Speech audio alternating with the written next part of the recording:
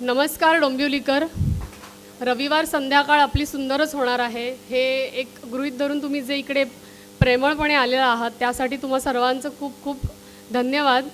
आणि थोडासा एक उशीर झाल्याबद्दल दिलगिरी व्यक्त करतो. पण पुढचा जो काही कार्यक्रम होणार आहे तर त्याच्याने तुम्हाला खूप आनंद तर मिळेलच, परत तुमचं मनोरंजन होईल आणि तुम्हाला छान गप्पा ऐकायला मिळतील याची मी खात्री देते. महाराष्ट्र टाइम्सच्या 62व्या वर्धापन दिनानिमित्त आजचा कार्यक्रम आयोजित केला आहे. त्यासाठी आपले जे मान्यवर आहेत त्यांना मी मंचावर येण्याची विनंती करते. सगळ्या मान्यवरांचं आपण स्वागत करूया जोरदार टाळ्यांनी. कविता लाड, तेजश्री प्रधान,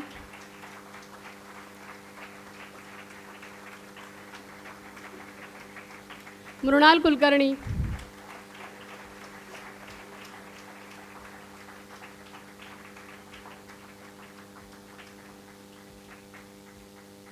हर्षदा खानविलकर आणि या लोकप्रिय अभिनेत्रींशी आज जे संवाद साधणार आहेत ते महाराष्ट्राचे लाडके भाऊजी आदेश बांदेकर.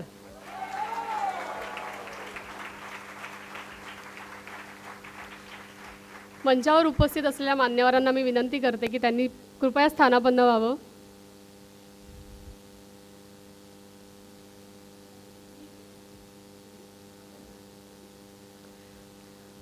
महाराष्ट्र टाइम्सच्या 62व्या वर्धापन दिनानिमित्त आयोजित केलेल्या सासू सुना लेकी आणि भाऊजी या कार्यक्रमात आपण सर्वांचं पुन्हा एकदा मनापासून स्वागत. मटा आणि मटा कल्चरल क्लबतर्फे मटा कॅलिडोस्कोप या उपक्रमांतर्गत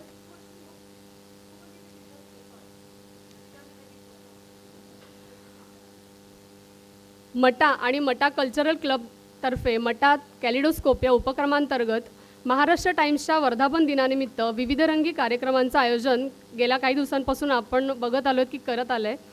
संगीत शिवस्वराज्य गाथा या भव्यदिव्य कार्यक्रमानं मटा कॅलिडोस्कोप या उपक्रमाची दमदार सुरुवात झाली आणि काल ठाण्यात पार पडलेल्या हसा लेको भाडीप संगे या कार्यक्रमालाही तुफान प्रतिसाद दिला आहे. आणि आज तुम्ही केलेल्या गर्दीवरून आजचा कार्यक्रमही तितकाच यशस्वी होणार आहे याची खात्री वाटते आहे. त्यामुळे तुमच्या सगळ्यांसाठी पण पुन्हा एकदा टाळ्या झाल्या पाहिजेत, कारण की मी बघते आहे कार्यक्रम 5:30चा असला तरी पण तुम्ही जी 4:30-5 पासून सुरू केली यायला गर्दी ती खूपच कौतुकास्पद आहे. मराठी मालिका विश्व म्हणजे तुम्हा आम्हा सगळ्यांचंच अगदी जवळचं आहे. अजूनही आपल्याला अनेक मालिकांच्या वेळा आठवतात. म्हणजे आत्ता कदाचित तुम्हाला आठवत असेल, अवंतिका म्हटलं की आपल्याला 8:30 ही वेळ आठवते. 4 दिवस सासूचे म्हटलं की 8 वाजता, पुढचं पाऊल 7:30 होणार असून 8 वाजता.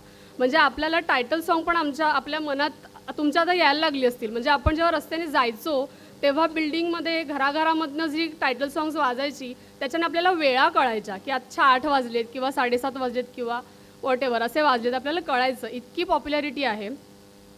आणि अशाच लोकप्रिय मालिकांमध्ये ज्या महिला व्यक्तिरेखा खूप गाजल्या आणि ज्यांनी गाजवल्या अशा लोकप्रिय अभिनेत्रींशी आज संवाद साधणार आहोत आणि त्या गप्पा तुम्हाला ऐकायला मिळणार आहेत. कार्यक्रम सुरू होण्यापूर्वी मी महाराष्ट्र टाइम्सच्या मुंबई आवृत्तीचे निवासी संपादक समीर कर्वे यांना मंचावर येण्याची विनंती करते आणि ते 2 शब्द तुमच्याशी संवाद साधतील.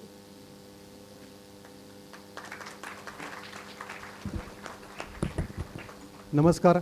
आमची सहकारी चैताली यांनी सांगितल्याप्रमाणे या सर्व व्यक्तिरेखा ह्या आपल्या घराघरात पोचलेल्या आहेत आणि लहानपणापासून अगदी स्वामी मालिकेपासून ते सर्वच, तिने 4 दिवस सासूचे सांगितले, ताकदी नादिन आहे, पैठणी तुम्ही बघता. तर हे सर्व कार्यक्रम बघत आपण मोठे झालो. आपलं जेवण पण कधी कधी या मालिकेबरोबर होत असतं आणि आपण सकाळी जाताना सुद्धा कधी कधी आजकाल आपल्याला रिपीट भाग बघायचा असेल तर आपण बघत असतो. इथे सासू सुना लेकी आणि भाऊजी असा कार्यक्रम आहे. तर काही जणांच्या मनात, खास करून इथे डाव्या बाजूला पुरुष जास्त दिसतात, असा प्रश्न होता की लेक, पती आणि जावई यांचं काय. तर कदाचित मला असं वाटतं ही गर्दी पाहता पुढच्या वेळेला असा कार्यक्रम आपल्या परत करायला लागेल आणि तेव्हा ह्या बाजूनी प्रश्न त्यांना येतील असा मला विश्वास वाटतो. तर कार्यक्रमाविषयी 2 शब्द फक्त सांगतो. ह्या सर्व व्यक्तिरेखा आणि महाराष्ट्र टाइम्स यांचा ऋणानुबंध अनेक वर्षापासूनचा आहे आणि तुम्ही आम्ही म्हणजे वाचक, मटा आणि हे सर्व कलाकार यांच्यातला एक महत्त्वाचा धागा असा आहे की सर्व अत्यंत सकस असे वाचणारे वाचक आहेत. ही सर्व मंडळी लेखक आहेत. आम्ही जे लिहितो त्याच्यावरती छान प्रतिक्रिया तुमच्या उमटतात. तुम्ही आमच्या पेपरात लिहित असता, वर्तमानपत्रात लिहित असता. तर हे आदानप्रदान महत्त्वाचं आहे आणि मटा कॅलिडोस्कोप आम्ही हा जेव्हा उपक्रम आमच्या वर्धापन दिनानिमित्त महिनाभर कार्यक्रमांचं आम्ही नियोजन केलं तेव्हा आमचा हाच विचार होता की आपलं वृत्तपत्राच्या पलीकडे आपण जाऊन काहीतरी करावं. आणि वृत्तपत्र जसं तुमच्या मनाचा आणि घराचा भाग बनलेला आहे तसंच या व्यक्तिरेखा पण बनलेल्या आहेत. तर त्यांच्याकडूनच आपण जाणून घ्यायला आवडेल आणि तुम्ही बराच काळ प्रतीक्षेत आहात, तुमचे मी अधिक वेळ घेत नाही. एकच फक्त शेवटची गोष्ट सांगतो की मटा कल्चरल क्लबतर्फे आपण याच्या पुढेही अशा प्रकारचे कार्यक्रम करत राहू. तुमचा प्रतिसाद आम्हाला असाच मिळेल. डोंबिवली चिमखाना इथले सुयोग केटरर्स ज्यांनी आपल्याला साथ दिलेली, तर ह्या सर्वांचं अशा स्थानिक संस्थांचं सहकार्य आम्ही महत्त्वाचं मानतो आणि त्यांच्याच माध्यमातून याच्या पुढचेही कार्यक्रम करत राहू. मटा गोल्ड हे महाराष्ट्र टाइम्स परिवारात आणखीन एक नवीन बाळ जन्माला आलेलं आहे. तर नव्या पिढीचं पॉडकास्ट माध्यमातलं ते माध्यम आहे आणि त्या माध्यमातून आपण याच्या पुढेही तुमच्यापर्यंत पॉडकास्टच्या माध्यमातून मनोरंजन विश्व तसेच इतरही घडामोडी पोहोचवत राहू असा मला विश्वास वाटतो आणि ह्या कार्यक्रमाकडे पुढे जावं अशी सूत्र मी चैतालीकडे सोपवतो. धन्यवाद. आपल्या या कार्यक्रमासाठी जेव्हा मी सगळ्या कलाकार मंडळींना फोन केले तेव्हा त्यांनी एका शब्दावर आपल्याला होकार दिला आहे. त्यामुळे आता आजचा जो कार्यक्रम आहे गप्पांचा तो आपल्याला विना व्यत्यय मजा करता येईल, मनोरंजन त्याचं होईल असं आपण बघू. ही जबाबदारी आपली आहे आणि त्यासाठी एक प्रेमळ सूचना की आपले जे फोन आहेत ते सायलेंट मोडवर ठेवावे किंवा बंद करावे, जेणेकरून कुठल्याही पद्धतीचा आपल्याला व्यत्यय येणार नाही आणि आपण त्या गप्पा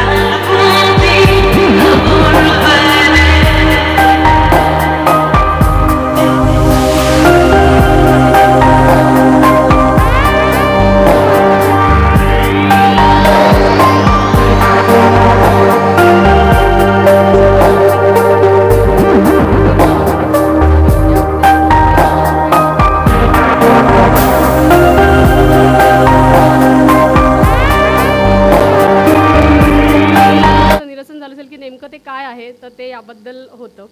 जितकं टाइम्स खऱ्या आणि विश्वासार्ह बातम्या देण्याचं नाणं खणखणीत आहे टाइम्सचं, तितकंच नाणं खणखणीत आहे या सर्वांच्या कलाकारांच्या अभिनयाचं. आणि त्यांनी आपल्या विनंतीला मान देऊन ते इथे आले आणि तुमच्याशी आता आज गप्पा मारणार आहेत. त्यांची एक थोडक्यात ओळख करून देते. खरं तर ओळख करून द्यायची गरज नाही असं मी म्हणेन, पण तुमच्या आमच्या कारण घरातलेच आहेत ते, तरीसुद्धा एक औपचारिकता म्हणून छोट्या पडद्यावर नेहमी कणखर व्यक्तिरेखा साकारणाऱ्या एव्हरग्रीन मृणाल कुलकर्णी, आपण जोरदार टाळ्यातून पुन्हा एकदा स्वागत करूया सगळ्यांचं. ज्यांच्या प्रत्येक भूमिकेचा दरारा वाटावा अशा बिंदास आणि ब्युटिफुल हर्षदा खानविलकर. 4 दिवस सासूचे या मालिकेच्या नावात जरी फक्त 4 दिवस असं असलं तरी प्रत्येकाच्या मनात कायमचं स्थान निर्माण केलेल्या कविता लाड आणि सोशल मीडियावर #हॅपी लाईफ असं म्हणत खऱ्या आयुष्यातही जगण्याचा मनमुराद आनंद घेणारी आपली डोंबिवलीकर तेजश्री प्रधान. आणि या सगळ्यांना आज जे बोलतं करणार आहेत, ज्यांच्याकडून खूप काही किस्से आपल्याला ऐकायला मिळणार आहेत, जे काढून घेणार आहेत, असे महाराष्ट्राचे लाडके भाऊजी आणि पैठणी देण्याचा विक्रम करणारे आदेश बांदेकर यांचंही आपण सगळ्यांनी स्वागत करूया. मी महाराष्ट्र टाइम्सचे मुंबई आवृत्तीचे निवासी संपादक समीर कर्वे यांना विनंती करते की त्यांनी मृणाल कुलकर्णी यांचं स्वागत करावं.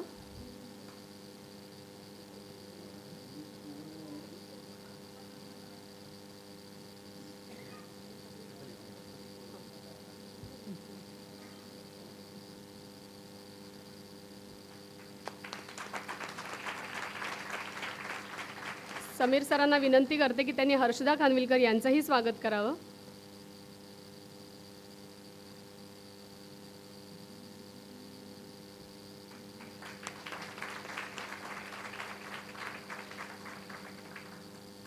महाराष्ट्र टाइम्सचे श्रीकांत बोजेवार यांना मी मंचावर येण्याची विनंती करते आणि त्यांनी कविता लाड यांचं स्वागत करावं.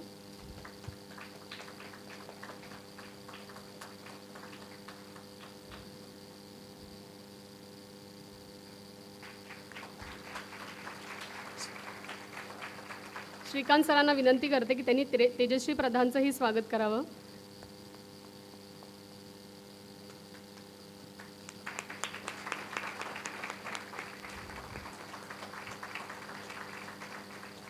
मुंबई टाइम्सचे मेट्रो एडिटर प्रवीण मुळे यांना विनंती करते त्यांनी मंचावर येऊन आदेश बांदेकर यांचं स्वागत करावं. नाही येत.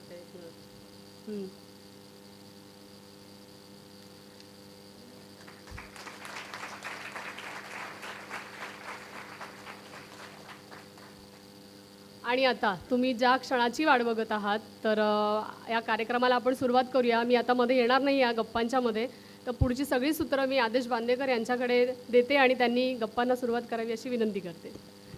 माईक सुरू करा सगळे. पहिला आदेश दिलाय मी. कसा ऑन करायचा इथून सुरुवात आहे यांची. हॅलो हॅलो हॅलो आला पहिला झाला. हां हां चल आपण जाऊया घरी. Hello hello check. आम्ही शेअर करतो.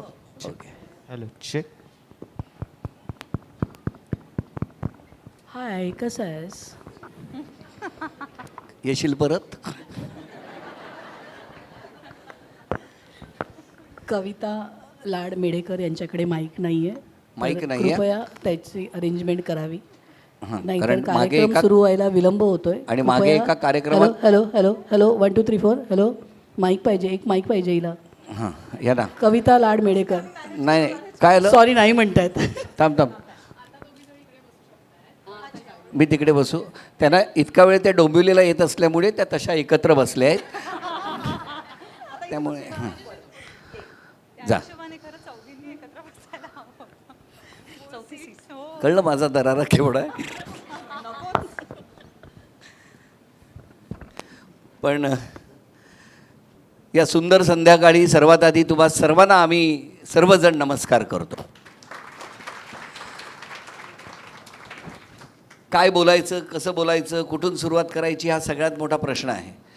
कारण इतकं छान पाठीमागे लिहिलेलं आहे, सासू सुना लेकी आणि भावजी. त्यामुळे हे असं कॉम्बिनेशन खरं तर बऱ्याच वर्षांनी असं एकत्र आम्ही गप्पा मारणार आहोत. काही ठरवलेलं नसतंच, काही ठरवलेलं नाही. त्यामुळे टप्प्याटप्प्याने नेमकं काय घडेल ते आता जसं जसे प्रश्न सुरू होतील. पण याच्यात औपचारिकपेक्षा अनौपचारिक अशा गप्पा होणार आहेत. कधीही कुणाला जे वाटेल ते विचारू शकणार. प्रसंगी तुमच्या मनात एखादा प्रश्न आला तर तुम्ही हात वरती करा, काही हरकत नाही. ती संधी तुमच्याकडे पण देण्यात येईल. तेव्हा मगाशी जसं म्हटलं तसं मलाही आज आनंद झाला की खूप वर्षांनी माझ्या एखाद्या कार्यक्रमाला इतके पुरुष बघून मलाही आनंद होतो आहे. कारण सातत्याने एक कार्यक्रम करायचा 2004 या वर्षापासून, आणि तो करत असताना जगाच्या नकाशावर आणि जगाच्या पाठीवर असा कुठलाही कार्यक्रम नाही ज्या कार्यक्रमाने सलग 19 वर्षचा हा प्रवास पूर्ण केला. आणि तो मराठी कार्यक्रम आहे होम मिनिस्टर. आणि त्यामुळे या माऊलींना तर कायम नमस्कार आहेच, पण त्या कुटुंबातल्या प्रत्येक सदस्यांनाही नमस्कार आहे. तेव्हा लवकरच एखादा कार्यक्रम तुमच्यासाठी करावा असं आता महाराष्ट्र टाइम्सने आयोजित केलं आहे. ती जबाबदारी माझ्याकडे आली तर तुम्हालाही रस्त्यावरती धावताना बघायला आम्हाला आवडेल. या सगळ्या माऊली इकडे सज्ज आहेत. प्रत्येकीला एक पहिला कॉमन प्रश्न विचारतो की साधारणतः ज्या व्यक्तिरेखांच्या माध्यमातून या आपल्या कुटुंबाच्या सदस्य झालेल्या आहेत, ती व्यक्तिरेखा त्यावेळेला त्या व्यक्तिरेखेसाठी त्यांची निवड कशी झाली होती. कविता. म्हणजे तर 4 दिवस सासूचे ह्या मालिकेबद्दल सांगायचं झालं तर त्यावेळेला खरं तर मी फक्त नाटकातनं कामं करत होते. माझी मेन रोलची अशी भूमिका असलेली सिरियल ती पहिलीच. कॉमेडी नाटकात काम करत होते. त्यामुळे 4 दिवस सासूचे सारख्या व्यक्तिरेखेसाठी जेव्हा माझी निवड झाली तेव्हा आश्चर्य होतं. आमच्या दिग्दर्शकाचा माझ्यावर पूर्ण विश्वास होता, पण चॅनलपासून सगळ्यांनी असं म्हटलेलं होतं की नाही नाही कविता नाही नाही, तिला कॉमेडी रोल्स येतात, तिला सोशिक सोज्वळ वगैरे असला काहीच जमणार नाही. आणि असं असताना त्यांनी माझी निवड केली. आणि अगेन त्यावेळेला ते चॅलेंज होतं की जे आपण केलं नाही आहे ते आपल्याला करायचं आहे.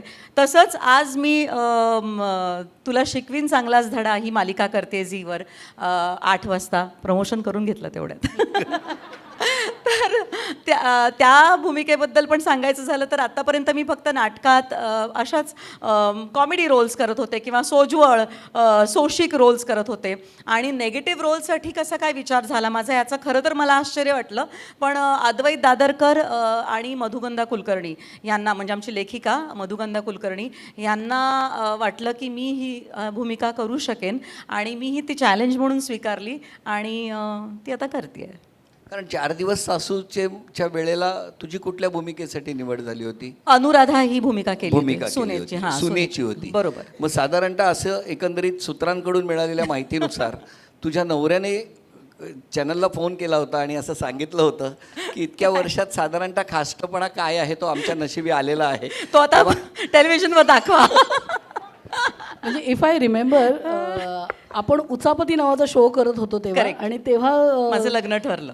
लग्न ठरलं आणि उचापती. 4 दिवस करायचे की नाही असा तिचा प्रश्न सुरू होता. हो, हो, सून टू सासू प्रवास जो आहे खरं तर आपण इथे त्यालाच बोलवायला पाहिजे तर आपल्याला कळू शकेल सगळा प्रवास.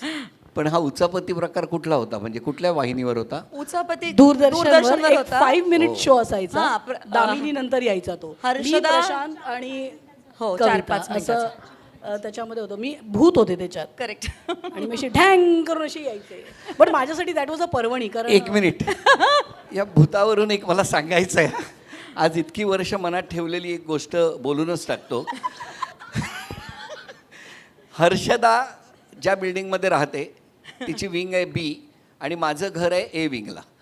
त्यामुळे ए आणि बी ज्या बी विंग्स आहेत त्याच्यामध्ये ना म्हणजे आमचं घर असं पाठीला पाठ लावून असतं ना तसं आहे. एकमेकाला हॅलो करतात. विषय असा आहे की सोहम जेव्हा लहान होता तेव्हा सोहमला या जगात सुचित्रा जर सोहम जेवला नाही तर त्याला सांगायचं जेव नाही तर हर्षदा येईल. हर्षदा मावशी. हर्षदा मावशी. सुचित्राला वाटले असेल की तिच्यापेक्षा जास्त मी जरा पॉवरफुल आहे किंवा असंही बघू शकतो आपण की सोहमला माझ्याविषयी खूप आदर होता. त्यामुळे नाही, मला ते कायम आठवतंय. आणि सोहमना कुणालाही घाबरायचा नाही एवढा हर्षदा पण मावशी. अजूनही आम्ही आता इन्स्टाचं जग आहे तर त्याच्यात ते आस्क मी वगैरे असं सोहमनी टाकलं की मग मी त्याला विचारते काय रे या जगात कोणाला घाबरतोस की तो अजूनही लिहितो हर्षदा मावशीला.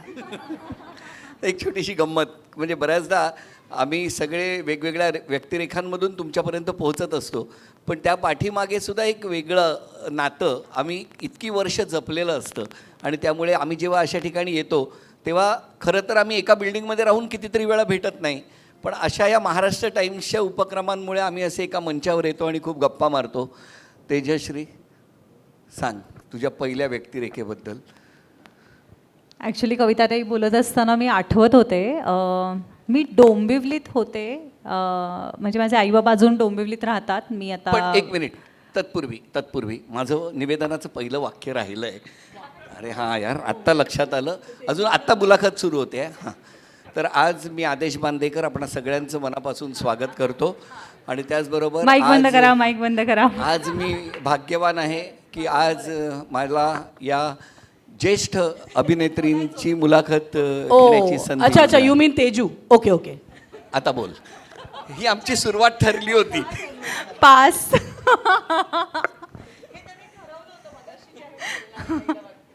पण ॲक्च्युली थँक्यू आदेश दादा, कारण तुझ्या या प्रश्नाने कुठेतरी मेमरी लेनला जाऊन आल्यासारखं झालं. आणि मला आठवत आहे की माझी नुकतीच ETVवरची एक लेक लाडकी या घरची सिरियल संपली होती आणि मी त्याच्यानंतर डोंबिवलीला आले होते. पुन्हा आईबाबांकडे 1-2-4 महिने तिथे होते आणि माझ्या शाळेतल्या 2 मैत्रिणींबरोबर आम्ही असंच ड्राईव्हला निघालो आणि माझी चिडचिड चालू होती की यार नवीन सिरियल कधी येणार, काय होणार, कसं होणार. आणि आय एम नॉट किडिंग, आम्ही ॲक्च्युली हा विषय बोलत होतो आणि मला फोन आला एक अननोन नंबरवरून. तर मी फोन उचलला आणि मला समोरून असं म्हटलं गेलं, तेजश्री हाय, मी मंदार देवस्थळी बोलतो आहे. आणि मला एक सेकंद मला विश्वासच बसला नाही, कारण आपण ज्या क्षेत्रात असतो त्या क्षेत्रात तुमचे काही आयडल्स असतात की मला ह्या माणसाच्या अंडर काम करायचं आहे, या डिरेक्टरच्या अंडर काम करायचं आहे. तर मंदार देवस्थळी हे त्यातलं एक फार महत्त्वाचं नाव होतं आणि मला त्याचा फोन आला आहे. तर मला एक सेकंद असं झालं की 1 मिनिट, मी हॅल्युसिनेशन्स वगैरे होत आहेत का मला. पण no, it was a real call. आणि तो मला म्हणाला मी झी मराठीला असा एक नवीन शो करतो आहे आणि त्या शोच्या लीडसाठी मला तुला घ्यायची इच्छा आहे, तर तुझं स्केड्यूल काय आहे. म्हटलं जे काही असेल सगळं कॅन्सल आहे, मला हा शो करायचा आहे, तू करत असशील तर. आणि मंदार देवस्थळी या एका नावावर मी शोचं नाव आणि सगळ्या गोष्टीनंतर पण मंदार दादाच्या डिरेक्शनच्या अंडर काम करायला मिळणार आहे ह्यासाठी मी तो शो लगेच घेतला. आणि येस, कोइन्सिडेंटली मी त्यावेळी ॲक्च्युली डोंबिवलीमध्येच होते. So that was a fun moment आणि मला आता डोंबिवलीत ही मेमरी शेअर करता आली. किती मस्त. बघा ना की छोट्या छोट्या आठवणी असतात, त्या आठवणी पुढे म्हणजे आठवणींचा अल्बम चालताना बाहेर येतात. तसंच काहीसं आत्ता सुरू आहे. आत्ता या ठिकाणी ज्यांना मी प्रश्न विचारणार आहे, खरं तर घरी सासू आणि सून अशा व्यक्तिरेखेत त्या सध्या वावरतातच आहेत घरात. पण हे करत असताना आज अवंतिका ही मालिका विसरू शकत नाही, कारण मी असं नेहमी म्हणतो की झी मराठी 20-22 वर्ष या कुटुंबाचे आम्ही सगळे सदस्य आहोतच. पण अवंतिका ही मालिका आली आणि त्या मालिकेनंतर लोकांचं या ज्या खाजगी वाहिन्या होत्या, जसं 4 दिवस सासूने एक रेकॉर्ड केला, तसं अवंतिका या झी मराठीवरच्या मालिकेने झी मराठीला एक वेगळा चेहरा दिला होता. त्यामुळे कसं वाटतंय आत्ता आणि हाताला नेमकं काय झालं आहे, हा माझा प्रश्न नाही, या सगळ्यांच्या मनातला आहे की सगळ्यांचे उजवे हात पांढरे असताना हिचा काळा ते का वरती जे डावा? उत्तर दिलं तेच सांगा. खरं उत्तर. हां, होय सासूबाई. गुड. सध्या झी टी व्हीवर एक मालिका सुरू आहे, तुला शिकवीन चांगलाच धडा. आपल्याला माहिती आहे. आणि त्याच्यात कविता सासूचं काम करते आहे आणि तिच्या सुनेचं काम माझी सून करते आहे. तिचं नाव आहे शिवानी. तर आता कुणी कोणाला धडा शिकवला आहे ते तुम्हाला दिसतं आहे. तुम्हाला आता धडा शिकवला गेला आहे. गमतीचा भाग सोडा, पण आज अवंतिकाबद्दल आपण बोलतो आहे, मला खूप आनंद होतो आहे. आणि या कार्यक्रमाची जेव्हा संकल्पना माझ्यापर्यंत आली तेव्हा मी म्हटलं की तेव्हा त्याचं नाव होतं सासू, सुना आणि भाऊजी. तर मी म्हटलं की मग मी कशाला त्याच्यामध्ये, कारण अवंतिका ही अशी होती एकदम एवढी भांडकुदळ, ती धड सासू तर ती नव्हतीच, म्हणजे दाखवलीच नाही, आणि ती सूनही नव्हती, कारण तिने इतके प्रश्न केले सासूला आणि घर सोडून निघून गेली की ती सूनही राहिली नाही. त्यामुळे तुम्ही त्याच्यात लेक ॲड करा तर मी येते. तर मग त्याच्यात लेक पण ॲड झाली आणि अशा पद्धतीने आज मी इथे आहे.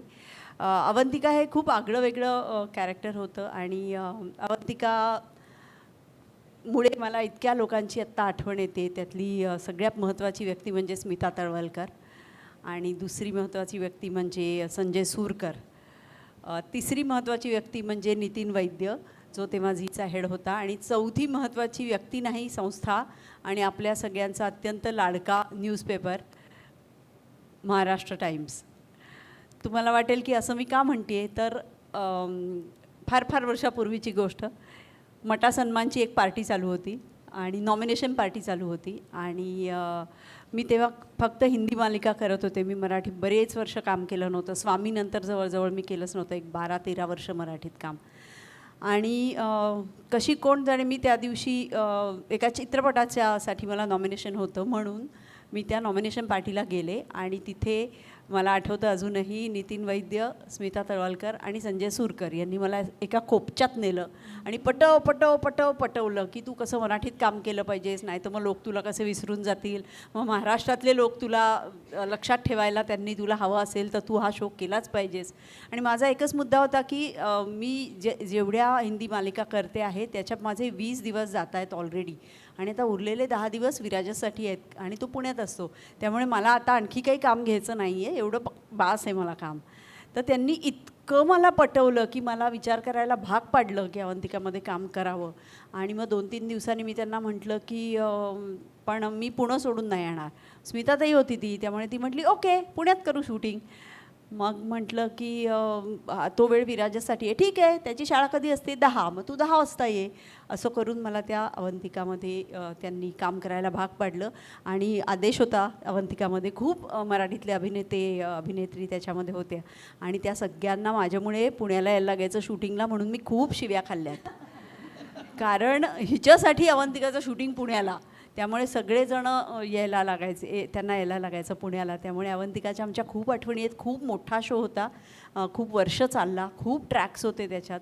मला वाटतं जवळजवळ त्या काळातले सगळे ॲक्टर्स अवंतिकामध्ये त्यांनी काम केलं, आणि माझ्यासाठी तो खरोखर एक अविस्मरणीय अनुभव ठरला. हर्षदा तेव्हा हिंदीमध्ये खूप बिझी होती, म्हणून मला वाटतं हर्षदा केवळ त्यात नव्हती असं मला वाटतं. पण आणि कविता तर नाटकात काम करत होती तेव्हा, आणि ही तर खूपच छोटू आहे, त्यामुळे ती तेव्हा नसायचीच, ती आजीबरोबर बघायची. त्यामुळे अशी अवंतिकाची गोष्ट. जी स्त्री अत्यंत कणखर आहे, जी सासू दाखवलीच नाही पण सून म्हणून सुद्धा सासू सुनेच्या कोणत्याही कक्षेत न बसणारी अशी अवंतिका होती, की जिनी स्वतःचं स्त्री म्हणून काय स्थान आहे ते शोधायला बायकांना प्रवृत्त केलं, प्रोत्साहित केलं. त्यामुळे एक अत्यंत वेगळी कॅरेक्टर मला करता आली, याचा मला खूप आनंद आहे. आणि या निमित्ताने तू बोलत असताना मी त्या अवंतिकाच्या सगळ्या त्या प्रसंगात गेलो. आज तू स्मिता तळवलकरांची आठवण काढलीस. मी माझ्या आयुष्यातला या अवंतिकाच्या मालिकेमुळे मिळालेला एक प्रसंग सांगतो. जसं इकडे आपण म्हटलं सासू, सुना, लेकी, या सगळ्यांची मनं जपणारी खऱ्या अर्थानं आमची माऊली होती, जिला आज आम्ही खूप मिस करतो आहे. ती म्हणजे स्मिता तळवलकर. याचं कारण सांगतो. माझ्या त्या म्हणजे अवंतिका मालिकाच्या निमित्ताने जेव्हा तिला कळलं की आदेश आणि सुचित्राचं लग्न झालं, त्यावेळेला काही विधी वगैरे झाले नाहीत असं त्या कुणीतरी सांगितलं. आणि आम्हीच दोघे त्या मालिकेत असल्यामुळे विधिवत लग्न मालिकेत तिने पूर्ण करून घेतलं. हे मी कधी आयुष्यात विसरणार नाही. मी आणि सुचित्रा आठवतं ना, ते तिने अख्खं तसंच्या तसं ब्राह्मण, मग तो ब्राह्मण बोलताना टी व्ही सिरियलसारखी नाही, या लग्न करणाराच ब्राह्मण पाहिजे आणि त्याने ते विधी केले पाहिजेत असं करून माझं लग्नसुद्धा तिने परत एकदा लावलं होतं. ती स्मिता ताई आज जिथे कुठे असेल, तिला सद्गती मिळो ही आमच्याकडनं मनापासून प्रार्थना.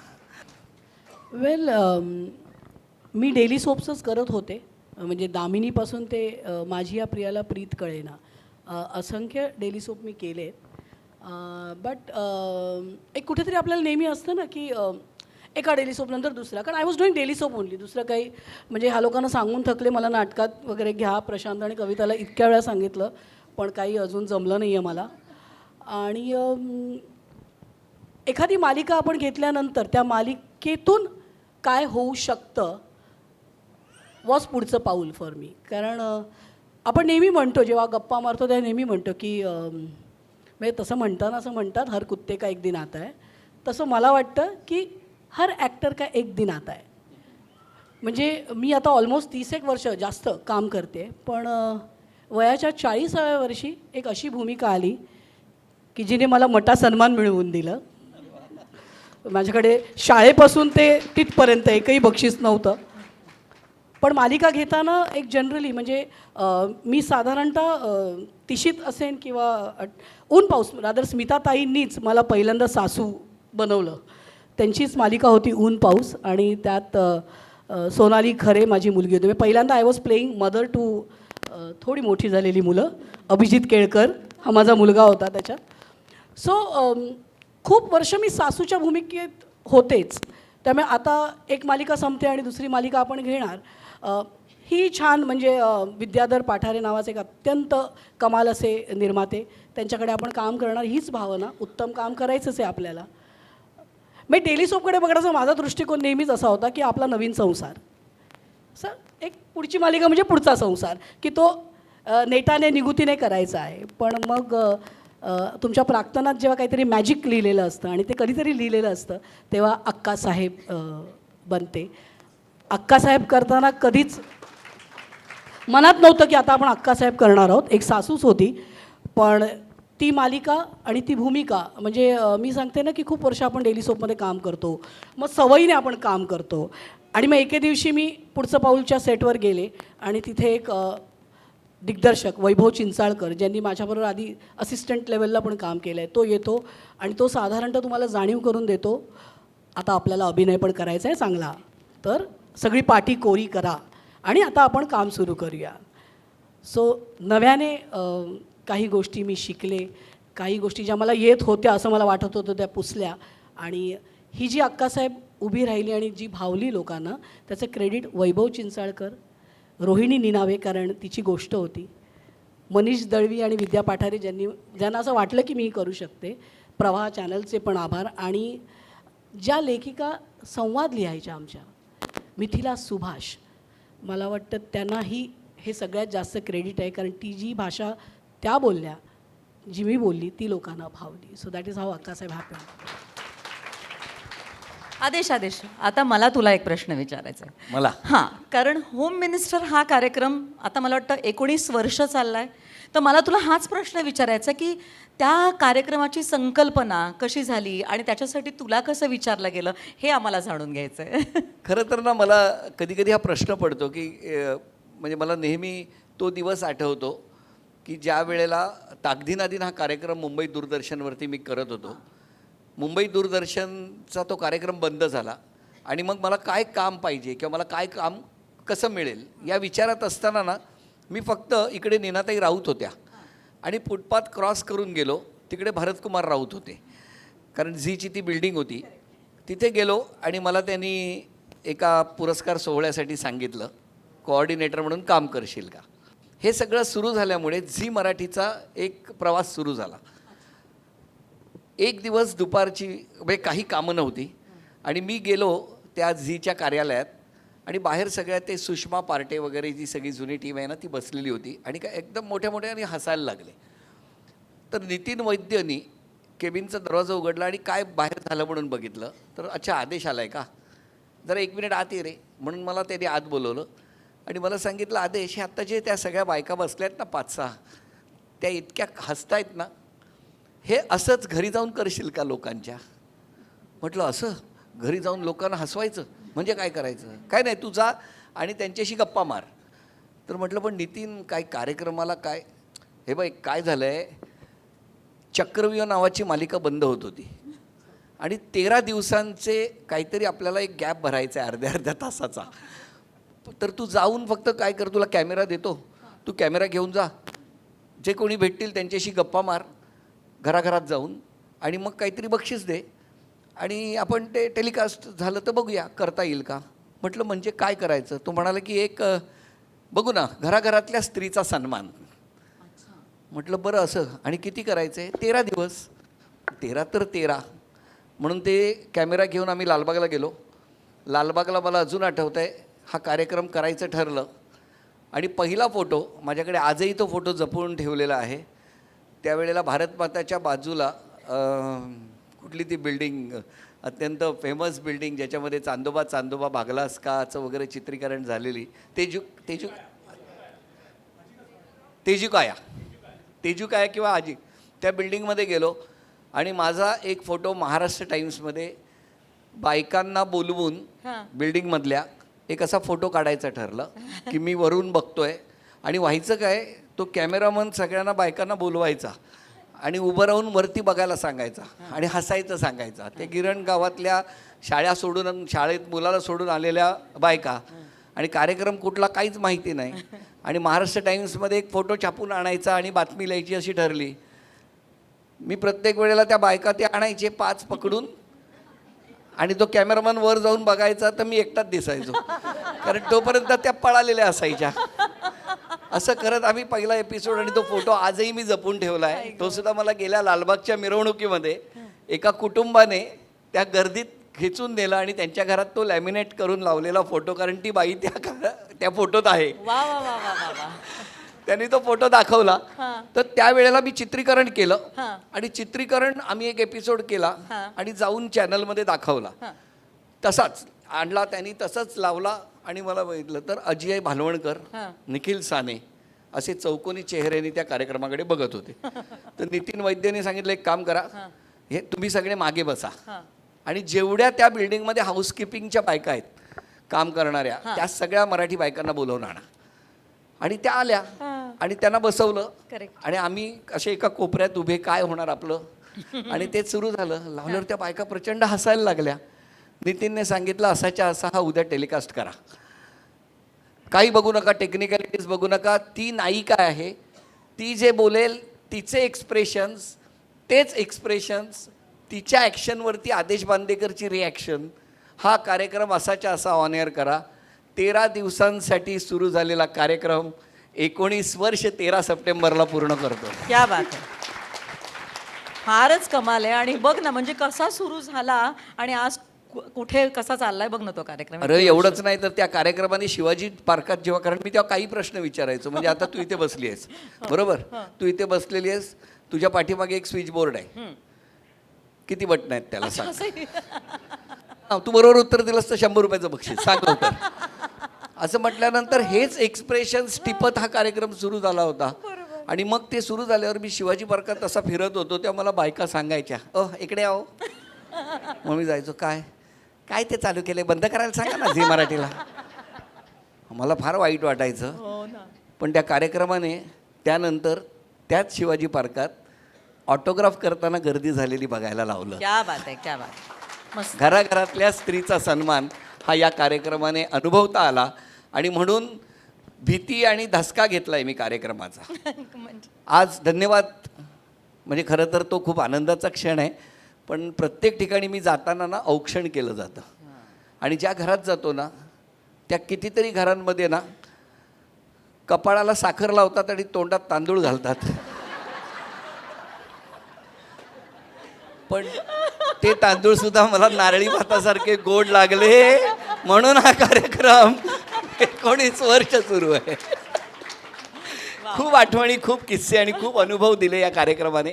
खूप वेगळा आहे हा कार्यक्रम. म्हणून मला तुम्हाला विचारायचं आहे की आज तुम्ही मगाशी तुमच्या व्यक्तिरेखांबद्दल बोलला, पण तुमच्या बालपणाविषयी किंवा या क्षेत्रात तुम्ही येणार होता, ठरवलं होतं, काय केलं होतं कविता? नाही, ह्या क्षेत्रात यायचं असं काहीच ठरवलं नव्हतं. खरं तर मी इंटर कॉलेजिएट एकांकिकेत काम करत होते ठाणा कॉलेजमध्ये आणि त्या वर्षी ती एकांकिका बसवायला डॉक्टर गिरीश ओक आले होते आणि गिरीश ओक ती एकांकिका करण्यासाठी त्यांना ती एक मेन लीडला मुलगी हवी होती आणि ती मुलगी मिळत नव्हती जी त्यांनी फायनल केली. ती म्हणाली मी नाही काम करणार, असं काहीतरी झालं होतं. मी तिकडे कोपऱ्यात उभी होते, ते म्हणाले, त्यांनी असं वळून बघितलं, तू वाचशील? म्हटलं पण मला नाही येत काही. तर ते म्हणाले नाही, वाचून बघ. बरं वाचूया म्हणून वाचलं. तर म्हणजे एकांकिकेत काम करशील? म्हटलं हां एकांकिकेत कर. आता कॉलेजमध्ये काय आपल्याला काय भीती असते, करूया टाईमपास. म्हणून मी ती एकांकिका केली. त्या वर्षी काहीतरी एक सर्टिफिकेट वगैरे मिळालं. पण पुढल्या वर्षी तेव्हाही काही असं नव्हतं की मला ह्या क्षेत्रात काम करायचं आहे. इनफॅक्ट पुढल्या वर्षी मी मॉबमध्ये काम केलं होतं, कारण त्यांना मेन लीडला दुसरी मुलगी मिळाली होती जी खरंच चांगली ॲक्ट्रेस होती. सो मी म्हटलं माझ्या मनात असं काहीच नव्हतं. मी तेव्हा केलं होतं, म्हटलं हां मॉबमध्ये डान्स करायचं, मागे काहीतरी टाईमपास करायचं, ते केलं होतं 12वीत असताना. आणि मग त्या वर्षीच डॉक्टर गिरीश ओक आले होते आमच्या कॉलेजमध्ये. तर त्यांनी मला असं सांगितलं की एन चंद्रा मराठी सिनेमा करतायत आणि त्यांना त्यांच्या सिनेमासाठी मेन लीडला मुलगी हवी आहे. तो सिनेमा डायरेक्ट करत होते पुरुषोत्तम बेर्डे. पुरुषोत्तम बेर्डेंबरोबर डॉक्टर गिरीश ओक नाटक करत होते, त्यामुळे हे कनेक्शन. तर तू जाऊन भेटशील का? पण म्हटलं मला सिनेमात काम नाही करायचं. ते म्हटलं अगं भेट ना, छान लोक आहेत, चांगली लोक आहेत, पुरुषोत्तम बेर्डे डिरेक्टर आहेत, एक सिनेमा करून बघ. म्हटलं ओके. मग मी जाऊन एन चंद्रांना भेटले. त्यांना माझ्याकडे काही पोर्टफोलिओ वगैरे काहीच नव्हता. मग ते म्हणले ओके तू हा सिनेमा, पहिल्यांदाच भेटले, आईबरोबर गेले होते. ते म्हणले तू हा सिनेमा करतेस? म्हटलं बरं करूया, नाही काही करायला हरकत नाही. म्हणून मी तो सिनेमा केला. अजिंक्य देवच्या ऑपोजिट होता, अशोक मामा, पद्मा चव्हाण, सगळे मोठं स्टारकास्ट होतं. पण ते केल्यानंतरही पुन्हा ह्या क्षेत्रात काम करेन असं माझं काही नव्हतं. त्यानंतर मात्र मला विजय केंकरेंनी विचारलं पु ल देशपांडेंच्या 75साठी सुंदर मी होणार हे नाटक करण्यासाठी. तर त्या नाटकासाठी जेव्हा विचारलं तेव्हा बेबी राजेंची भूमिका, मला आता ह्या क्षेत्रातलं बाकीचं कोणी माहिती नव्हतं, डॉक्टर गिरीश ओक माहितीचे होते. त्यांना विचारलं, म्हटलं असं असं आहे, ते मला विचारतायत विजय केंकरे नावाचा कोणीतरी दिग्दर्शक आहेत. तर म्हटलं अगं मोठा दिग्दर्शक आहे तो, कर कर तुला शिकायला मिळेल असं म्हणून ते नाटक मी केलं पुलंच्या 75साठी आणि तिथून नाटकाचा प्रवास खरं तर सुरू झाला. तेजश्री? मला 10वी झाल्यानंतर एकदा असं वाटलं होतं की आपण जरा ॲक्टिंगचं एखादं वर्कशॉप करूया, कारण आपल्याला शाळेत गॅदरिंगमध्ये, डान्समध्ये, नाटकात उभं करतायत, तर ट्राय करून केला बघूया. होता डान्स केला होता शाळेत? हो हो हो. कुठला केला होता?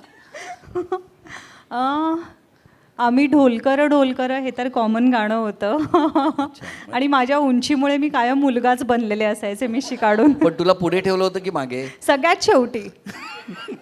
आणि त्यात मी लेफ्टी असल्यामुळे हा प्रॉब्लेम आहे का माहीत नाही, पण जेव्हा सगळे एकत्र कॉर्डिनेशनमध्ये लेफ्टला जातात तेव्हा मी राईटला जाते. सो मी सगळ्या फोटोजमध्ये शेवटी असले तरी खूप क्लिअर दिसायचे. माझ्याकडे असे लहानपणीचे फोटो आहेत, कारण मी एकटीच वेगळ्या दिशेला, माझं एक वेगळं चालू असायचं. सो मी असं एक वर्कशॉप करायचं आहे असं घरी सांगितलं. मग आपल्या न्यूजपेपरमध्ये जशा ॲड्स येतात तशी एक ॲड बघून पर्सनॅलिटी प्लस ॲक्टिंग असं एक वर्कशॉप मी केलं दादरमध्ये. आणि त्याच्यानंतर मला खूप असं वाटलेलं की आपण सॉलिड ॲक्टिंग करायला लागलो आहे. आता 11वीत म्हणजे मलाच घेणार कॉलेजमध्ये गेल्यावर, आता मी नाटक करणार, एकांकिका करणार, पण मला उभंही नाही केलं कोणी. मग मी ते कोल्ह्याला द्राक्ष आंबट तसं मला ॲक्टिंग करायचीच नाही आहे असं म्हणून विषय सोडून दिला. मग त्याच्यानंतर मला सायकोलॉजी करायचं आहे, मग माझं सगळं कॉन्सन्ट्रेशन सायकोलॉजीकडे होतं. मीनवाईल मी जर्मन शिकत होते आणि या सगळ्यात मी मुलुंडच्या वझे कॉलेजमध्ये होते आणि 14वीपर्यंत माझं तसंच एक चालू होतं. आणि 14वीमध्ये असताना मी 10thमध्ये केलेल्या वर्कशॉपच्या रेफरन्समधून मला कुणाचा तरी फोन आला. आणि तोही फोन असा जरा वियर्ड होता, कारण माझे असे मधल्या मिड टर्मचे वगैरे रिझल्ट झाले होते. घरी आईची चिडचिड झाली होती, काय करायचं आहे पुढे करिअरमध्ये, काय करणार आहेस आयुष्यात वगैरे, जा आणि अभ्यास कर. आणि मी अभ्यासाला बसले आणि मला हा फोन आला. सो मी 5व्या मिनिटाला पुन्हा बाहेर, कारण एकतर फोन आला, त्या फोनवर पण तेजश्री मॅडम बोलत आहेत का. तर माझं असं झालं, अबे पकामत यार, मॅडम कोण म्हणणार आहे आपल्याला, असं कोण असतं. म्हटल्यावर कॉलेजमध्ये कोणीतरी प्रँक करत आहे आपल्यावर, असं वाटलं मला. आणि तो माणूस गोंधळला समोरचा, आणि त्याचं असं झालं की हा तेजश्री प्रधान यांचाच नंबर आहे ना. तर मी म्हटलं हां कोण बोलत आहे. मग मला असं वाटलं बापरे, हे आपल्या वयाचं नाही आहे, कोणीतरी मोठं आहे. मग त्यांनी मला सांगितलं की मी असा एक सिनेमा करतो आहे आणि मला तुमचा रेफरन्स मिळाला आहे, तर आम्हाला फ्रेश चेहरा हवा आहे, तर तुम्ही त्या सिनेमामध्ये लीड कराल का. सिनेमामध्ये लीड. आणि माझं 11वीमध्ये जे काय स्वप्न असं तुटलं होतं, त्यानंतर ते संपलं होतं. म्हणजे माझ्या दूरपर्यंत गावीच नव्हतं की आपण आयुष्यात अभिनय वगैरे परत करू. तर मी फोन म्हटलं तुम्ही एक 5 मिनिटांनी फोन कराल, कारण एक तर अशा गोष्टींची डील करायची सवयही नसते कॉलेजमध्ये. आत्ताची पिढी फार स्मार्ट आहे, आम्ही पण नव्हतो, म्हणजे आम्हाला नाही कळायचं तेव्हा तेवढं. तर ज्येष्ठ आत्ताची पिढी. अरे मी आत्ताची पिढी नाही, म्हणजे माझं काही मृणाल आणि मी. बोल बोल. ज्येष्ठ. येस. सो मी फोन घेतला, हॉलमध्ये आई बाबा बसले होते, आणि मी हॉलमध्ये गेले तसं मला बघता क्षणी पुन्हा आईने सुरुवात केली. झालं 5 मिनटं टिकत नाही, अभ्यासाला बसायला सांगितलं की हिचं काहीतरी असतं. म्हटलं थांब थांब थांब. आईचा हा छंद होता का हो. असा. म्हणजे मीच तो तिला तिचा छंद जोपासायला मदत करायचे खूप, की ती कंटिन्युटी राहावी तिच्या लाईफमध्ये. आणि मी गेले, म्हटलं थांब, मला आत्ता एक फोन आला होता आणि असं असं म्हणाले, ज्यावर आई बाबा पण फुल एलियन होते. त्यांना असं झालं हे काय असेल, कारण माझ्या घरी अजिबात बॅकग्राऊंड नाही आहे या क्षेत्राचं. मी म्हटलं आपण लाऊडस्पीकरवर बोलूया त्यांच्याशी आणि पाहूया. तर ओके. मग आम्ही लाऊडस्पीकरवर, मी आई बाबा आम्ही तिघं बसून त्या फोन कॉलवर बोललो. फोन ठेवल्यावर आईचं असं मी म्हटलं काय वाटतं आहे, तर माणसं तर जेन्युअन वाटत आहेत. तर त्यांनी अंधेरीला भेटायला बोलवलेलं. मग मी आणि आई तिथे गेलो भेटायला. आणि असंच भेटल्यावर मला असं वाटलं की पुन्हा ते ऑडिशन, मला ते 11वीचा एक फोबिया बसला होता की आपल्या कॉलेजेसमध्ये जी छोटीशी थिएटर्स असतात तिथे आपण एक अभिनयाचा एक असफल प्रयत्न करून झाला आहे, मग आता ते सगळं आता परत करायचं आहे का वगैरे. तर ती भीती पण होती. पण असं काहीच नाही झालं. ते मला म्हणाले की हां तुझा आपण करूया एकत्र काम. तर मी म्हटलं तुम्हाला माहिती आहे का, पण मला काम नाही करता येत. ते म्हणाले काहीच हरकत नाही, आपण करूया. आपण हे पण आईने सांगितलं होतं हे नाही. घरी काम नाही करत. नाही. विचारलं. आणि मग तिथून 1 जानेवारी 2008ला मी पहिल्यांदा कॅमेरा फेस केला. आणि तो फेस करायच्या आधीचा किस्सा जास्त इंटरेस्टिंग आहे, कारण लाईफमध्ये ॲक्ट्रेसला मेकअप करतात हेही मला माहीत नव्हतं.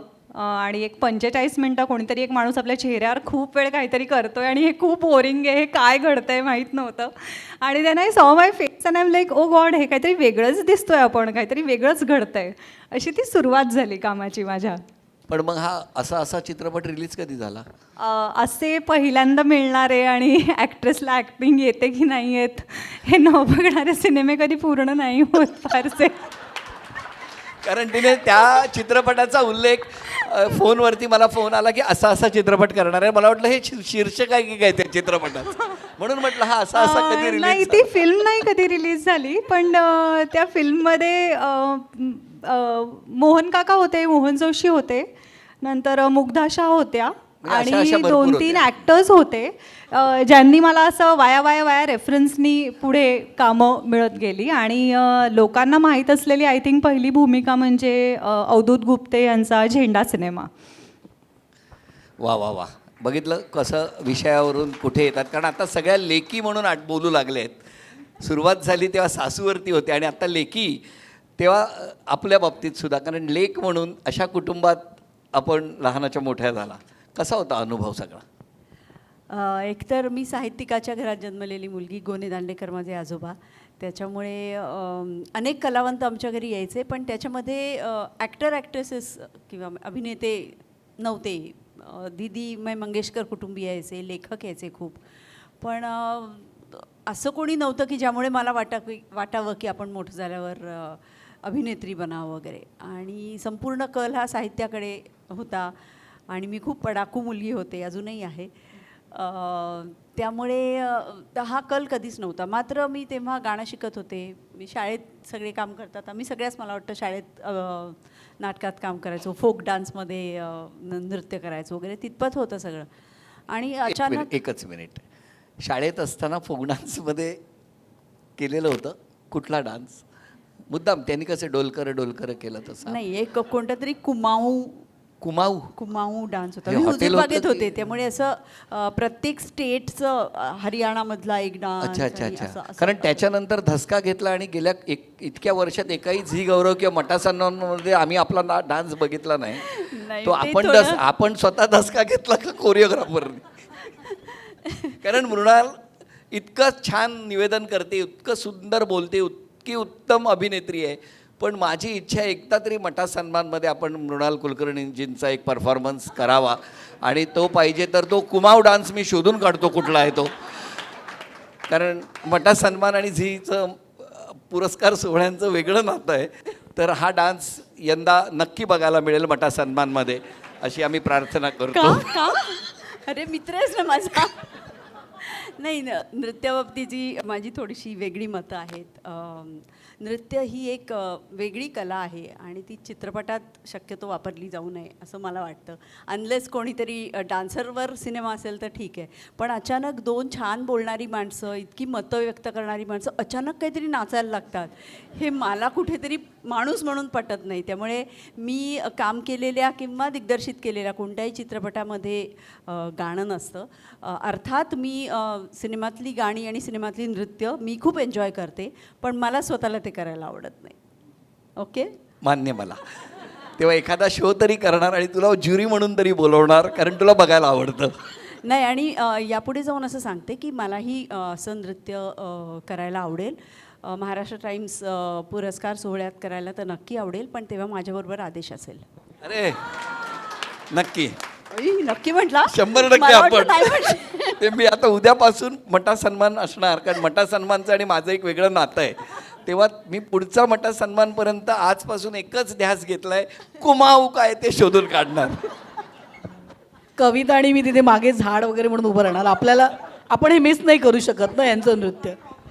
मला झाडावरून एकच गोष्ट आठवली. माझं पहिलं काम होतं ते, मी एक जय हनुमान नावाचं नाटक केलं होतं आणि ज्याच्यामध्ये मी सीतेवर पहारा देणाऱ्या 2 राक्षसिणींपैकी एक राक्षसीण होते.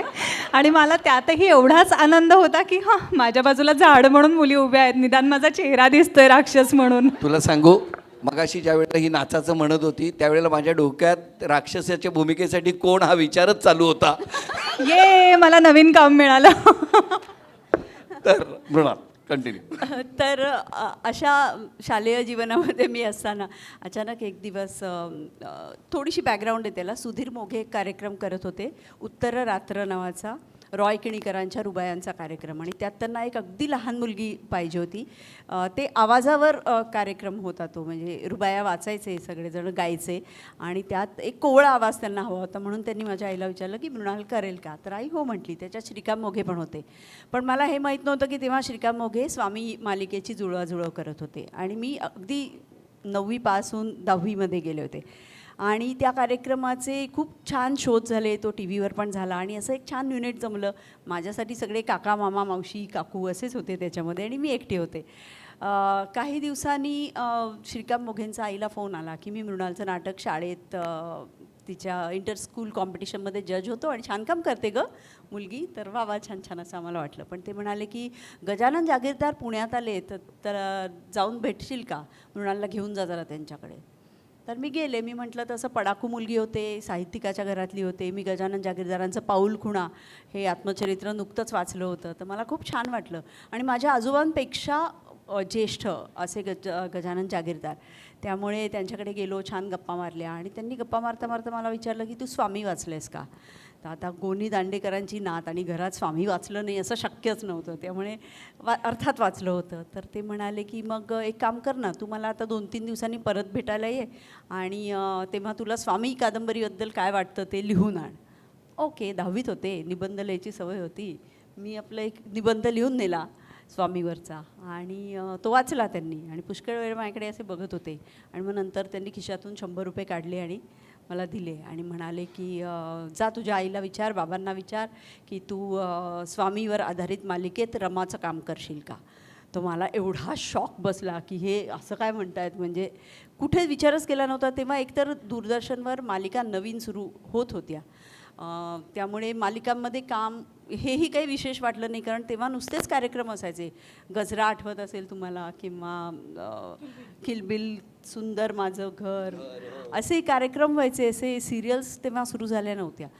तर तेव्हा त्यामुळे काही ग्रॅव्हिटीच कळली नाही.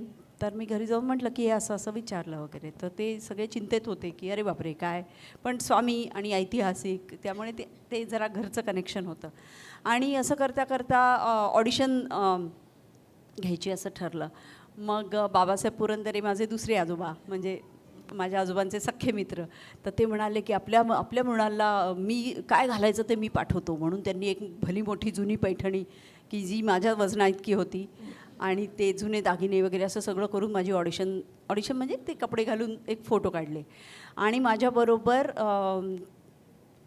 एक आत्ता प्रसिद्ध गायक आहे, त्याची निवड झाली होती माधुराव पेशव्यांचं काम करण्यासाठी. असा आमचा दोघांचा फोटो काढला गेला. तर मला बरं वाटलं, कारण तो पण तेव्हा साधारण 22-23 वर्षाचा होता, मी तर अगदीच 16-17 वर्षाची होते. तर आपण दोघं आणि मग बाकी कोण कोण आहे, तर दया डोंगरे आहेत, अरे बापरे, बाळ कर्वे आहेत, सुधीर दळवी आहेत, चारुशीला पटवर्धन आहेत आणि मी आहे. पण ठीक आहे, हा पण आहे, म्हणजे आपण दोघं नवीन आहोत, ठीक आहे, असं म्हणून ते सुरुवात झाली. आणि शूटिंग आता तारखा आल्या तेवढ्यात चित्रपटसृष्टीत संप सुरू झाला, त्यामुळे ते बंद पडलं. आणि मग 2 महिन्यानंतर परत शूटिंगला सुरुवात होणार, तेव्हा मला कळलं की आता रवींद्र मंकडी काम करतायत. झालं, रवींद्र मंकडी माझ्यापेक्षा 14-15 वर्षांनी मोठे. मी म्हटलं आता मला वालीच नाही आहे कोणी, मी एकटीच तिथे आहे छोटीशी, आणि मला कसं जमणार. आणि शूटिंगचा दिवस उजाडला. मला काही स्क्रिप्ट दिलं नाही, काही दिलं नाही. मी आपलं बाबासाहेब पुरंदरांनी दिलेली ती जड साडी नेसून, सकाळी मोठा तो खोपा बिपा घालून, नऊवारी साडी नेसून बसणं म्हणजे दिव्य असतं हे बायकांना माहिती आहे. दिवसभर बसणं हे तर ओ माय गॉड दिव्य असतं. आणि अशी मी बसले आणि कोणी मला काही येऊन विचारलं नाही. आणि दिवस तसाच गेला. मला शूटिंगच्या इथे बोलवलं पण नाही, शूटिंग चाललं होतं हे कळलं पण नाही. पुण्याला विश्रामबाग वाड्यात एका छोट्याशा खोलीत मी बसले होते आणि रात्री तशीच घरी गेले. आईबाबांनी विचारलं काय झालं. म्हटलं काहीच नाही झालं. मग दुसऱ्या दिवशी परत गेले. दुसऱ्या दिवशी मी म्हटलं, आजी होती माझी, तिला म्हटलं नऊवारी साडी त्या बाईंनी मला नेसवली, पण मला ते तितका वेळ काही बसता येत नाही आहे, मध्ये मध्ये सोडायची गरज पडते, पण ते काही कोणी मला विचारायलाच येत नाही, तर तू तरी चल माझ्याबरोबर, म्हणून आजी आली होती बरोबर. आणि दुसऱ्या दिवशी पण सकाळी आम्ही 9 वाजता पोचलो तिथे. मी सारखं बघत होते कोणतरी बोलवेल, काहीतरी होईल. दुसऱ्याही दिवशी मला बोलवलंच नाही आणि मी परत गेले आणि रात्री जे काय रडारड केली की काहीही घडत नाही आहे. आणि मला वाटतं की त्याला जसं पहिला माधुराव होता, त्याला जसं एक फोटो काढून घरी पाठवलं, गोटा बिटा केला होता हो त्यांनी, तेव्हा केस बीस काढून फोटो काढले आणि नंतर पत्ता कट. मी म्हटलं हे असंच काहीतरी दिसतंय, त्याला तेव्हा कट केलं, मला आता दागिने घालून बहुतेक फोटो काढून कट. तिसऱ्या दिवशी मी गेले आणि मला एवढं रडायला येत होतं की आजही जर तसंच झालं तर संपलं इथेच. आणि मग तोपर्यंत घरी पण सांगितलं होतं, मित्रमैत्रिणीत पण सांगितलं होतं की मी असं काम करते वगैरे. आणि काही घडलं नाही तर काय, या भीतीमध्ये बसले. संध्याकाळच्या वेळेला 6 वाजता वगैरे मला बोलावण्यात आलं आणि मग जिथे शूटिंग चालू आहे, लाईट्स बीट, जिथे असं शूटिंग चालू आहे अशा ठिकाणी मला बोलवलं. आणि दया डोंगरे बसल्या होत्या आणि चारुशीला पटवर्धन बसल्या होत्या. त्या दोघींच्या मध्ये जाऊन बस असं मला सांगितलं. पप्पा, गजानन जागीरदारांना पप्पा म्हणायचे सगळे. आणि समोर कॅमेरा होता. तर मला वाटलं आता काहीतरी वाक्य सांगतील, काहीतरी असेल, काहीतरी तालीम होईल. काही सांगितलं नाही. त्यांनी मला सांगितलं, एकदा डावीकडे घाबरून बघ. मी बघितलं. मग उजवीकडे घाबरून बघितलं. आता या सासूबाई आहेत तुझ्या, त्यांची तुला भीती वाटते असं एक्सप्रेशन दे. मी दिलं. मग आता डोळ्यात पाणी आण. ऑलरेडी यायलाच लागलं होतं पाणी. मी म्हटलं ही वेगळी ऑडिशन चालली आहे या दोघींच्या बरोबर वगैरे. आणि आता कॅमेऱ्याच्या शेजारी बघ आणि छान हसले. ओके, पळा आता घरी. पळा काय घरी झालं? मला काही कळलंच नाही की हे काय. आणि मग मी घरी गेले आणि सांगितलं मला काही काम करायचं नाही आहे. म्हणजे त्यांनी नाही म्हणण्यापेक्षा मीच सांगते की नको, मला उगीच काही समजूत वगैरे घालू नका माझी. आणि झालं आहे, बास झालं, उद्यापासून मी आपली अभ्यासाला लागते, अभ्यासात छान होते, तेच माझं करिअर होईल पुढे, मला ह्याच्यात काही करायचं नाही आहे. मात्र 15 दिवसांनी मला गजानन जागीरदारांचा फोन आला आणि आईबाबांना म्हणाले की तिला घेऊन माझ्याकडे या आणि आज आपण स्वामीचा पहिला एपिसोड बघायचा आहे. आणि तो एपिसोड जेव्हा मी बघितला आदेश, तेव्हा माझ्या लक्षात आलं की कॅमेराचं माध्यम हे सर्वार्थाने दिग्दर्शकाचं माध्यम आहे. त्यांनी मला जे जे एक्सप्रेशन्स द्यायला सांगितली होती, एकाच सीनमध्ये मी होते, ती एक्सप्रेशन्स काय होती तर माधवराव पेशवे जेव्हा नुकतेच पेशवे बनले, ते पण 17-18 वर्षाचे आहेत आणि त्यांनी पहिला न्यायनिवाडा जो केलेला आहे तर राघोबादादा पेशव्यांना, स्वतःच्या काकांना त्यांनी शिक्षा सुनावलेली आहे की तुम्ही दागिने घेऊन गेलात आणि ते जमा केले नाहीत आणि त्याची यादीही दिली नाहीत, तर आता मी पेशवा आहे, मी या गादीवर बसलो आहे, तर असलं इथे खपवून घेतलं जाणार नाही. तर ही जी माझी 4-5 एक्सप्रेशन्स घेतली होती ती त्यांनी इतक्या खुबीने पेरली होती की माधवराव जेव्हा राघोबादादांना असं सांगतात की माझ्या इथे हे असा मुलाही बाळगला जाणार नाही वगैरे, तिथे माझं पहिलं एक्सप्रेशन टाकलं होतं त्यांनी की घाबरल्याचं, की अरे बापरे आपला नवरा असं काय बोलतो आहे. मग दुसरं एक्सप्रेशन होतं की ते काका त्यांना उलटं काहीतरी बोलतात तेव्हा मी घाबरून सासूकडे बघते.